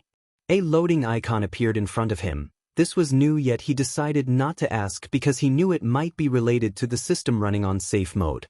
20,000 badass points. The ration will be 1,000 gold coins to 10 badass points. With no hesitation, he willed the system to upgrade the function. In a desperate situation, 100 badass points could save his life. So keeping this function upgraded would let him get those life-saving badass points. Base of Operation: The Sunrise Sect Current Leader, Claire Marigold. Level 1. Number of members, 34. Status: Declined Legend, 30/1000. Still a crappy old sect where a 5-star alchemist resides. Compared to before, there was no debt, and the legend of the sect increased by 10 points. He did not feel demotivated by the measly 10 points increase. He knew the legend would grow after putting his plan for the Broad River sect in motion. Besides, he still didn't give all the spell scrolls he got from the cave, not to mention the 80 to 100 herbs he plucked from the Sky Garden. Furthermore, he was absolutely positive that getting the contract of Aragoth would not only bring him millions of gold coins but also elevate the sect's status. Time to learn a new spell. Excitement overwhelmed his senses. He opened the system storage. Ring of Fire. Spell name: Ring of Fire. Effect: creates a shockwave of flames and a ring of fire around the caster for a short amount of time. Upgradable through mentor function. Current level: Rare. System: I wish to learn this spell. In his arsenal, Ignitia acted as both close combat and long-range combat spell. The Sword Mastery enhanced his close combat skill even further. The only thing he lacked was an area of effect, though, spell. This Ring of Fire could be the fix to that problem. Activating mentor feature: Scanning the Ring of Fire spell. System found improvements to the spell. Does the host wish to improve the spell? Yes, he said without hiding the excitement in his heart. 1,000 badass points required to improve the spell. Oh, I thought you were going to do this for free. Sarcasm overflowed in his tone. Take it. He experienced the familiar acute pain in his brain. When he opened his eyes, his vision was blocked by a crimson-red warning. Maximum recommended spell number reached. The system advised host to stop learning any more spells before reaching the next stage in cultivation. Exceeding the maximum spell number would result in nausea, headache, muscle pain, memory loss, etc. Geez, fuck, I was kinda hoping to learn all these rare spells to become super up. The warning really frustrated him. He gritted his teeth and swallowed the frustration. He could not fight the system. The rational thing to do was upgrade the existing spells before learning more, despite his desire to learn new spells. The Ring of Fire Mastery was at the level of 50%. If he wanted to reach 100%, he had to practice the spell and use this spell more often. Alright, I can live with the spells I already have. Hey, suddenly Michael remembered something. System, where are my rewards for upgrading you? Oh come on, why should I upgrade your ass if you won't give me some sort of rewards? Host will get rewards after the system terminates the safe mode. And when would that be? The silence made him even more frustrated thinking about the 30,000 badass points he spent on upgrading this jerk of a system. Finally, with a long sigh, he closed the system, letting his eyes bathe in the daylight. Sister Elia. That damn lizard tore my clothes. Tuhu, I'm gonna tear you apart. Sister Elia, calm down, it's just a baby. Outside of his room he heard the yellings. What now? He sighed and made his way towards the door. He opened the door to see the baby dragon in Cindy's hands while Gaia was waving a thin needle-like stick at the baby dragon. However, all of them paused seeing him walk out of his room. Brother Ghost. Hoo-hoo. Cindy almost threw her hands up, dropping the baby dragon in her hands when she saw him. The baby dragon wagged its tail like a puppy, reached out its claws to shower him with kisses. He crouched down to receive a soft, tender kiss from Cindy on one cheek and wet, nibbling kisses on the other from the baby dragon. Body strengthening stage level 4, why am I not surprised? He was just a body refining stage cultivator a few weeks ago. Now he turned himself into a body strengthening stage level 4 warrior. His speed of cultivation was really monstrous, even she couldn't be compared to his speed. Coupled with his war god body and the orc who could summon netherils, she knew he's going to get even stronger. Although she had a bad feeling about this orc, they had to work with the orc to grow their strength. The church and the guardians were still searching for Jane's killer. She knew that Selena would soon come looking for Ghost in blind anger. To face a threat like the church or the guardians, they needed servants like this orc. Cindy, when did you reach the foundation stage? Michael pecked her on the cheek, ruffling her carefully combed hair. Sister Elia is teaching me to cultivate. Really? Actually, he was surprised to see the selfish snake care about Cindy. Hoo-hoo, I missed you too, baby dragon. The baby dragon was relentlessly kissing all over his face, trying its absolute best to get his attention. Cindy, where's your mother? He carried the little girl in his hand while the baby dragon sat on top of his shoulder. Seeing its human has returned, the baby dragon felt safe looking at Gaia. It stuck its tongue out giving her a "yeah I did tear your clothes" look. Don't be too cocky, lizard, I can still squeeze you to death. The hostility he saw the first time in their eyes now became less. At least they didn't kill each other, he thought. Mother and little brother is still at River Town. I will meet them there, and Elia, she was lazily laying on the sofa. What? She asked. I have a gift for you. Her face slightly brightened as she stood straight on the sofa. Michael retrieved the femur he got from the skeleton, instantly making everyone in the room feel the pressure. But Gaia was overwhelmed by the arch-energy radiation coming from the bone. She walked towards him with a slightly opened mouth. This is... Yes, a bone of a fusion stage cultivator. She took the bone with the utmost care from Michael's hand. The baby dragon stared at the bone sensing the power while Cindy just scratched her little head having no idea about the bone. You can absorb this energy to reach the next level. She blankly nodded, still feeling overwhelmed by the energy. Do you have more? He wanted to punch this greedy snake in the face. Many would kill to get their hands on a single bone, yet she was asking for more with a serious face. Yeah, I have a whole skeleton under my bed, he answered sarcastically, making her chuckle a bit. Where to? She put the bone in her space ring and asked him on his way to the outside. To expand our herbal garden, he would have given the herbs to Gaia 3 days ago, but these herbs were rare and required his attention while planting. Therefore, he kept the herbs until now. To the herbi garden. Cindy shouted joyfully, pointing her finger towards the herbal garden's direction. Yes, to the herbi garden. That you're tuning in to the Passion Pages YouTube channel. We're so grateful for your support, and don't forget to subscribe to join us on this incredible journey through captivating stories.